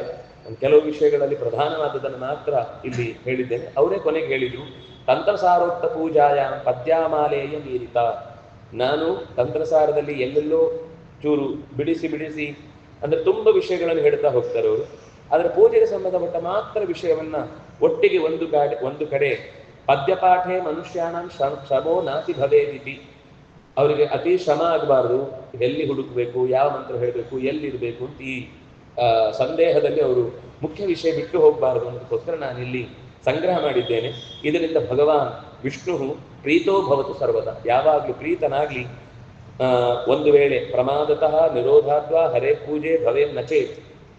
ಎಷ್ಟು ಒಂದು ಒಳ್ಳೆ ಧೈರ್ಯ ಕೊಡ್ತಾರೆ ಅಂದ್ರೆ, ಪ್ರವಾಹ ಬಂದು ದೇವರ ಕೋಣೆ ಇಲ್ಲ, ಮನೆ ಇಲ್ಲ, ಇನ್ನೇನ್ ಮಾಡು, ಅಥವಾ ಅತಿವೃಷ್ಟಿ ಅಥವಾ ರಾಜಕ್ಷೋಭೆ, ದೊಡ್ಡ ಗಲಾಟೆ ಆಗಿ ಯಾರು ಓಡಾಡ್ಲಿಕ್ಕಿಲ್ಲ ಅಂತ ಸ್ಥಿತಿ, ಇಂತಹ ನಿರೋಧದ ಪ್ರಸಂಗ ಬಂದಾಗ ಹರಿಯ ಪೂಜೆ ಮಾಡ್ಲಿಕ್ಕಾಗ್ಲಿಲ್ಲ ಅಂದ್ರೆ ಈ ಸಮಯ ಬಿಟ್ಟು ಬೇರೆ ಎಂಥ ಸಮಯದಲ್ಲೂ ದೇವರ ಪೂಜೆಯನ್ನು ಬಿಡಬಾರ್ದು ಅಂತ ಅರ್ಥ. ಹೀಗೆ ದೇಹದಲ್ಲಿ ಅದಕ್ಕೆ ಬೇಕಾದ ಶಕ್ತಿಯೇ ಇಲ್ಲ, ಪೂರ್ತಿ ಅನಾರೋಗ್ಯ ಪೀಡಿತನಾಗಿ ಪ್ರಾಣ ಹೋಗುವ ಸ್ಥಿತಿ ಇದೆ. ಇಂಥ ಸಂದರ್ಭದಲ್ಲಿ ಅಕಸ್ಮಾತ್ ಪೂಜಾ ನ ಭವೇಚ್ಛೇತ್, ಪೂಜೆಯನ್ನು ಮಾಡ್ಲಿಕ್ಕಾಗ್ಲಿಲ್ಲ ಅಂದ್ರೆ ಪಠನಾತ್ ಪದ್ಯಮಾಲಾಯ ಪರ ಪೂಜಾಂ ಫಲಂ ಲಭೆ. ಬರೀ ಪದ್ಯಮಾಲೆ 88 ಶ್ಲೋಕವನ್ನ ಮನಸ್ಸಿಟ್ಟು ಯಾರು ಪೂಜೆ ಮಾಡ್ತಾನೋ ಅಂಥವನಿಗೆ ಪೂಜೆಯೇ ಮಾಡಿದಂತಹ ವಿಶೇಷವಾದ ಫಲವನ್ನು ಕೂಡ, ಯಾಕೆಂದ್ರೆ ಅಲ್ಲಿರುವ ಎಷ್ಟೋ ಮಂತ್ರಗಳನ್ನು ಇಲ್ಲಿ ಅವರು ಹೇಳ್ತಾ ಬಂದ್ರಾದ್ರಿಂದಾಗಿ ಆ ಶ್ಲೋಕ ಹೇಳಿ ಮುಗಿಸುವಾಗ ನಮ್ಮ ಮನಸ್ಸಲ್ಲೇ ಒಂದು ಪೂಜಾ ರೂಪ ಕಲ್ಪನೆ ಬರುತ್ತೆ. ಬಂದಾಗ ಅದು ಒಂದು ಪೂಜೆ ಆಯಿತು ಅಂತ ದೇವರು ಅದನ್ನ ಪ್ರೀತಿಯಿಂದ ಸ್ವೀಕಾರ ಮಾಡಿ ಅವನಿಗೆ ಪೂಜೆ ಮಾಡದೇ ಇದ್ದ ದೋಷ ಇದ್ರೆ ಅದನ್ನ ಪರಿಹಾರ ಮಾಡ್ತಾನೆ ಅಂತ ಇಷ್ಟು ಧೈರ್ಯವನ್ನ ಜಯತೀರ್ಥರು, ಅಂದ್ರೆ ಇದೆಷ್ಟು ಸರಳ. ನ್ಯಾಯಸುಧಾ ಅನ್ನುವಂಥ ಗ್ರಂಥ ಮಾಡಿದವರು ಎಷ್ಟು ಸರಳವಾಗಿ ನಮ್ಮ ಒಬ್ಬರ ಸಾಮಾನ್ಯನ ಬದುಕಿನಲ್ಲೂ ಕೂಡ ಭಗವಂತನ ಎಚ್ಚರಿಕೆ ಬೇಕಾದ್ದಕ್ಕೆ ಬೇಕಿರುವ ಸರಳ ಸೂತ್ರವನ್ನ ಹಾಕಿಕೊಟ್ಟು, ಇತಿ ಶ್ರೀ ಜಯತೀರ್ಥಾದ್ಯ ಭಿಕ್ಷುಣಾ ರಚಿತಾ ಸತಿ ತಂತ್ರಸಾರೋಕ್ತ ಪೂಜಾದ ಸಾರಿಣಿ ಪದ್ಯಮಾಲಿಕಾ ಅಂತ ಒಟ್ಟು ಈ ತಂತ್ರಸಾರೋಕ್ತವಾದ ಪೂಜೆಯ ವಿಧಾನದ ಮಂತ್ರಗಳನ್ನು ಎಲ್ಲ ಒಟ್ಟೊಟ್ಟಿಗೆ ಸೇರಿಸಿ ಭಗವಂತನನ್ನು ಪೂಜಿಸುವ ಕ್ರಮವನ್ನು ಅತ್ಯಂತ ಸರಳವಾಗಿ ಸುಂದರವಾಗಿ ಎಲ್ಲೂ ಕೂಡ ನಾವು ಬಿಡದಂತೆ, ಅಂದ್ರೆ ಇದು ವಿಸ್ತಾರವಾದ ಅಂಶ ಆಯಿತು. ಅಕಸ್ಮಾತ್ ಇದೂ ಕಷ್ಟ ಆಯಿತು ಅಂದ್ರೆ ಆಗ್ಲೇ ಹೇಳಿದ ಹಾಗೆ 16 ಮಂತ್ರಗಳಿಂದ ಷೋಡಶೋಪಚಾರದ ವಿಧಿಯನ್ನ ಸರಿಯಾಗಿ ತಿಳ್ಕೊಂಡು ಇಡೀ ಆ ಪೂಜೆ ಅಂದ್ರೆ ಅದು ಪುರುಷ ಸೂಕ್ತ ಮುಗಿಯುವಷ್ಟರಲ್ಲಿ ಆ ಕ್ರಮವಾಗಿ ಅದೇ ಮಂತ್ರಗಳನ್ನು ಹೇಳ್ತಾ ಅದಕ್ಕೆ ಸಂಬಂಧಪಟ್ಟ ನೈವೇದ್ಯಾದಿ ಸಮರ್ಪಣೆಗಳನ್ನು ಮಾಡಿ ಮುಗಿಸಿದ್ರೆ ಅದು ಕೂಡ ಶೌನಕೋಕ್ತವಾದ ಆರ್ಷ ಪರಂಪರೆಯಿಂದಲೇ ಋಷಿಗಳು ಹೇಳಿದ ಸುಲಭವಾದ ಕ್ರಮ. ಅಂದ್ರೆ ಅದಕ್ಕೆ ಬೇಕಿರುವ ಕಲಶ ರೆಡಿ ಮಾಡಿಕೊಳ್ಳುವುದು, ಶಂಖ ಪೂಜೆ ಮಾಡುವುದು, ಕಲಶ ಪೂಜೆ ಮಾಡುವುದು, ಇದು ಸೂಕ್ಷ್ಮವಾಗಿ ಇದ್ದೇ ಇದೆ. ಆದ್ರೆ ಷೋಡಶೋಪಚಾರದಲ್ಲಿ ವಿಸ್ತಾರ ಮಾಡ್ಲಿಕ್ಕೆ ಆಗ್ಲಿಲ್ಲ ಅಂದ್ರು ಈ 16 ಮಂತ್ರಗಳಿಂದ ಇದೂ ಆಗ್ಲಿಲ್ಲ ಅಂದ್ರೆ ಅದಕ್ಕೂ ಮತ್ತವರು ಸುಲಭ ಮಾಡಿ ಹೇಳಿದ್ದು ಬರೀ ನಾರಾಯಣ ಅಷ್ಟಾಕ್ಷರ ಮಂತ್ರವನ್ನೇ ಪ್ರತಿ 16 ಬಾರಿ ಹೇಳಿ ಅಷ್ಟೂ ಶಕ್ತಿಯು ಭಗವಂತನಿಗೆ ಅದನ್ನ ಪ್ರತಿಮೆಯಲ್ಲಿ ನಾವು ಆವಾಹನೆ ಮಾಡಬೇಕಾದ ಕ್ರಮವನ್ನು ಅಷ್ಟರಲ್ಲೇ ಮಾಡಿ ಸಮರ್ಪಣೆ ಮಾಡಿದ್ರೆ ಅದು ಪೂಜೆ ಆಗುತ್ತೆ. ಹೊರತು ನಾವು ಪೂಜೆಗೆ ಮನೆಯಲ್ಲಿ ನೀರೇ ಕಾಣದಂತೆ ಯಾವತ್ತೂ ಕೂಡ ಶಾಲಗ್ರಾಮಾದಿಗಳನ್ನು ಒಣಗಿಸಬಾರದು. ಅದು ಅಕಸ್ಮಾತ್ ಗೊತ್ತಿಲ್ಲದೆ ಏನೋ ಪರಂಪರೆ ಅಂತ ನಡ್ಕೊಂಡು ಬಂದ್ರು ಅದು ಶಾಸ್ತ್ರೀಯ ಅಲ್ಲ. ಆಚಾರ್ಯರು ಹೇಳಿದ ಮೇಲೆ ಮತ್ತೆ ನಾವು ಅದನ್ನು ನಮ್ಗೆ ಯಾವುದೇ ಪರಂಪರೆ ಇದೆ, ಅದು ಯಾವುದೋ ಕಾಲಕ್ಕೆ ಒಂದು ನೀರಿರಲಿಲ್ಲ, ಯಾವುದೋ ಕಾಲಕ್ಕೆ ಪೂಜೆಯವರು ಸಿಕ್ಲಿಲ್ಲ ಅಂತ ಮಧ್ಯದಲ್ಲಿ ಒಂದು ಸತಿ ಬಿಟ್ಟು ಹೋಗಿರ್ಬೋದು. ಆದರೆ ಅದನ್ನು ಯಾವ ಕಾರಣಕ್ಕೂ ಕೂಡ ಹಾಗೆ ಪೂಜೆ ಮಾಡದ ದೇವರನ್ನು ಮನೆಯಲ್ಲಿ ಒಣಗಿಸಬಾರದು. ಶಾಲಗ್ರಾಮವು ನೀರಿನಲ್ಲಿ ಹುಟ್ಟಿದ ಭಗವಂತನ ಪ್ರತೀಕ, ಅದಕ್ಕೆ ನಿತ್ಯ ನೀರಿನ ಸ್ಪರ್ಶ ಆಗ್ತಾ ಇರಬೇಕು. ಎಷ್ಟು ಅದು ಒಣಗುತ್ತೋ ನಮ್ಮ ಬದುಕು ಒಣಗುತ್ತೆ. ಅದನ್ನು ಬಿಡಬಾರದು ಅನ್ನೋ ದೃಷ್ಟಿಯಿಂದ ಅವರು ಇಷ್ಟು ಸರಳ ಮಾಡಿಕೊಟ್ಟದ್ದು ನಮಗೆ ಪೂಜೆಯ ಮಂತ್ರಗಳು ಗೊತ್ತಿಲ್ಲ, ಅಥವಾ ನೀರಿನ ವ್ಯವಸ್ಥೆ ಕಮ್ಮಿ ಇದೆ, ಇನ್ನೇನೇ ಸಮಸ್ಯೆ ಇದ್ರೂ ಕೂಡ ನಮ್ಗೆ ಎಷ್ಟಕ್ಕೆ ನಾವು ಶುದ್ಧಕ್ಕಾಗಿ ಅದನ್ನು ಬಳಸ್ತೇವೆ ಅಷ್ಟೇ ಶುದ್ಧತೆಯಲ್ಲಿ ಭಗವಂತನಿಗೆ ನಮ್ಗೆ ಉಪಯೋಗಿಸುವ ಮೊದಲು ಉಪಯೋಗಿಸಿದ್ರೆ ಅದು ದೇವರ ಪೂಜೆಗೆ ಆಗುತ್ತೆ ಹೊರತು ದೇವರ ಪೂಜೆ ಬಿಟ್ಟು ನಾವು ಯಾವತ್ತೂ ಕೂಡ ಬದುಕಬಾರದು. ಇನ್ನು ಕೆಲವರಿಗೆ ಪೂಜೆ ಮಾಡ್ಲಿಕ್ಕೆ ಕಷ್ಟ ಆಗುತ್ತೆ ಅಂತ ಯಾರೋ ಹೇಳಿದ್ದಾರೆ, ಮನೆಯಲ್ಲಿ ಅದು ಇಟ್ಕೊಳ್ಬಾರ್ದು, ಹಾಗಾಗ್ಬಾರ್ದು, ಹೀಗಾಗ್ಬಾರ್ದು. ಒಂದು ವಿಷಯ ನಾನು ಸ್ಪಷ್ಟಪಡಿಸ್ಲಿಕ್ಕೆ ಇಷ್ಟಪಡ್ತೇನೆ. ಶಾಲಗ್ರಾಮದಿಂದ ಯಾವತ್ತೂ ಕೂಡ ಮನೆಗೆ ಅನರ್ಥ ಆಗುದಿಲ್ಲ, ಯಾವತ್ತೂ ಅನರ್ಥ ಆಗುದಿಲ್ಲ. ಅದು ಒಡೆದು ಹೋದ್ರೂ ಕೂಡ ಶಾಲಗ್ರಾಮ 100 ಪಾಲಾದ್ರೂ ಕೂಡ, ಒಂದು ತುಂಡು 100 ಪಾಲಾದ್ರೂ ಕೂಡ ಅದು ದೇವತಾ ಸನ್ನಿಧಾನ ಮಿಸ್ ಆಗುದಿಲ್ಲ. ಕೆಲವೊಂದು ಸರ್ತಿ ಅಂಥ ಫಲಗಳನ್ನ ನಾವು ನೋಡ್ತೇವೆ, ಏನೋ ಮನೆಗೆ ಭಂಗ ಬರುತ್ತೆ ಅಂತ ಅನ್ನೋ ಪ್ರಸಂಗಗಳನ್ನು ನೋಡ್ತೇವೆ. ಅದು ಯಾವಾಗ ಅಂದ್ರೆ ಅವರು ಯಾವುದೋ ಒಂದು ಉದ್ದೇಶವನ್ನು ಇಟ್ಟುಕೊಂಡೇ ಆ ಶಾಲಗ್ರಾಮನ ಪೂಜೆ ಶುರು ಮಾಡಿದ್ರೆ, ಅವ್ರು ನಮಗೆ ಇಂಥದ್ದೊಂದು ಯಾವುದೋ ಪ್ರಾಯಶ್ಚಿತ್ತ ಹೇಳಿರ್ತಾರೆ, ಯಾವುದೋ ಒಂದು ಕಾಲಕ್ಕೆ ಅವರ ಆಸ್ತಿ ಯಾವುದೋ ಕೈಗೆ ಸಿಗಬೇಕಾದ ದೂರ ಆಗಿರುತ್ತೆ, ಅಂತ ಸಂದರ್ಭದಲ್ಲಿ ಇಂಥ ಶಾಲಗ್ರಾಮವನ್ನು ನೀವು ಆಸ್ತಿ ಸಿಗುವುದಕ್ಕೋಸ್ಕರ ಪ್ರಾರ್ಥನೆ ಮಾಡಿ, ಇಷ್ಟು ನೈವೇದ್ಯವನ್ನು ಅದಕ್ಕೋಸ್ಕರ ಕೊಡಿ ಅಂತ ಅವರು ಪೂರ್ವದಲ್ಲಿ ನಿಶ್ಚಯ ಮಾಡಿ ಹೇಳಿರ್ತಾರೆ. ಅಂಥ ಸಂದರ್ಭದಲ್ಲಿ ನಾವು ಬಯಸಿ ಪೂಜೆ ಮಾಡಿದಾಗ ಅದು ಅಕಸ್ಮಾತ್ ಎಲ್ಲಿಯಾದರೂ ಹೆಚ್ಚು ಕಮ್ಮಿ ಆದ್ರೆ ಪೂಜೆಯ ವಿಷಯದಲ್ಲಿ ಆಗದು ನಮಗೆ ಫಲ ಕೆಟ್ಟದಾಗಿ ಕೊಡುತ್ತೆ ಅಂತ ಅನ್ನೋದು, ನಾವು ಮೊದಲೇ ಯಾವುದೋ ಒಂದು ಬಯಸಿ ಮಾಡಿದ್ರಿಂದ ಆ ಫಲ. ನಮ್ಮ ಮನಸ್ಸಿನಲ್ಲಿ ಏನು ಅಂದ್ರೆ ನನಗೆ ಯಾವ ಫಲದ ಅಪೇಕ್ಷೆ ಇಲ್ಲ, ಕೇವಲ ಭಗವಂತನ ಪೂಜೆ ನಿತ್ಯ ಮನೆಯಲ್ಲಿ ಆಗಬೇಕು, ದೇವರು ಪ್ರೀತನಾಗ್ಬೇಕು, ಜ್ಞಾನ ಬರಲಿ, ಭಕ್ತಿ ಬರಲಿ, ವೈರಾಗ್ಯ ಸಿಗಲಿ, ಇದ್ಯಾವುದು ಕೂಡ ದೋಷ ಅಲ್ಲ. ಈ ಬಯಕೆಗಳು ಯಾವುದು ಸಂಸಾರದ ಬಂಧನಕ್ಕೆ ಕಾರಣವಾಗುವ ಬಯಕೆ ಇಟ್ಟು ನಾವು ಪೂಜೆ ಮಾಡ್ತೇವೋ ಅಲ್ಲಿ ತಪ್ಪಾದ್ರೆ ಶಿಕ್ಷೆ ಇದೆ.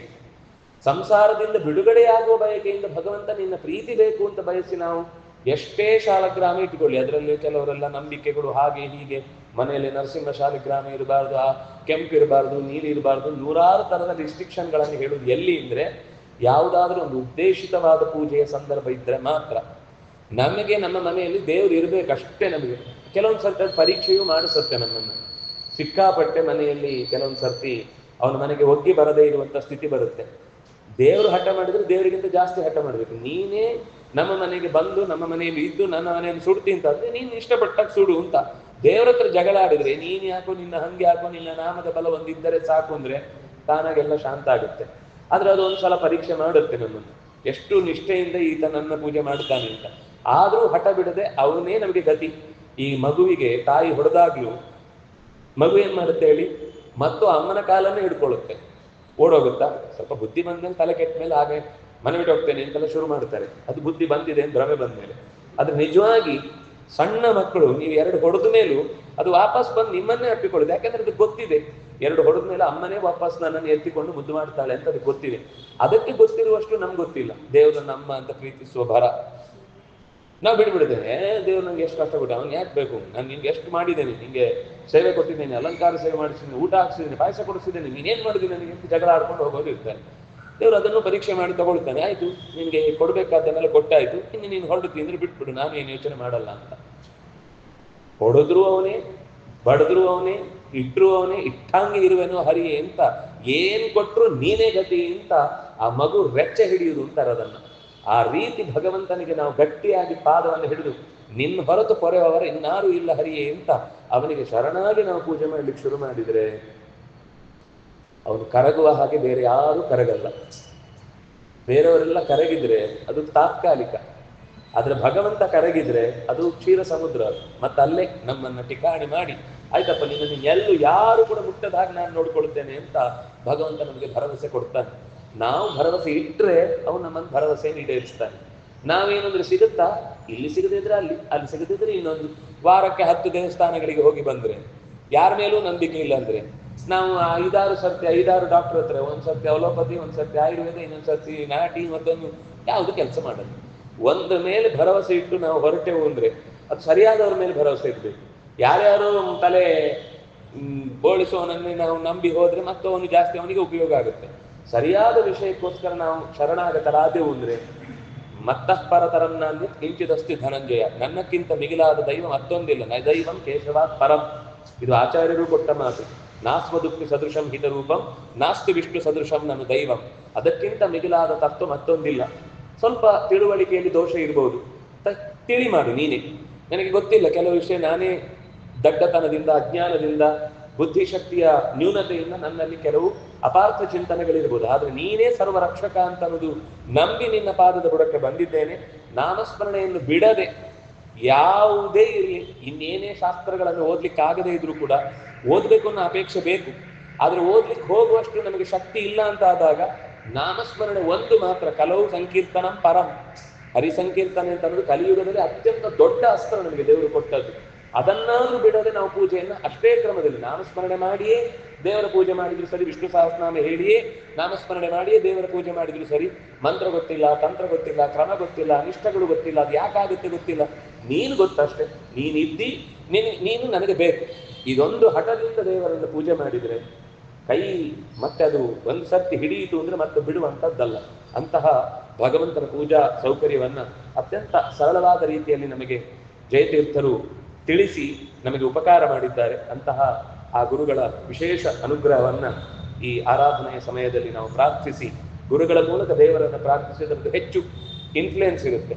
ಅದರಿಂದಾಗಿ ನೀವು ಭಗವಂತನ ಹತ್ರ ಇವನಿಗೆ ಒಂಚೂರು ಬುದ್ಧಿ ಸರಿ ಮಾಡಿ ಅಂತ ಕೇಳಿದ್ರೆ ಅದು ಬೇಗ ಫಲವತ್ತಾಗುತ್ತೆ ಎನ್ನುವ ದೃಷ್ಟಿಯಿಂದ ಗುರುಗಳ ಮೂಲಕ ಆಚಾರ್ಯರಲ್ಲಿ ನೆಲೆಸಿದ ಹಯಗ್ರೀವಾಭಿನ್ನ ವೇದವ್ಯಾಸ ರೂಪಿ ಪರಮಾತ್ಮನಲ್ಲಿ ಈ ಮಾತುಗಳನ್ನು ಸಮರ್ಪಿಸ್ತಾ ಮತ್ತೆ ಇನ್ನು ಕೆಲವು ಕೃತಿಗಳ ಚಿಂತನೆಯನ್ನು ಯಥಾಶಕ್ತಿ ನಡೆಸೋಣ ಅಂತ ಹೇಳ್ತಾ ಇವತ್ತಿನ ಮಾತುಗಳನ್ನು ಶ್ರೀಕೃಷ್ಣಾರ್ಪಿತಂ ಅಸ್ತು.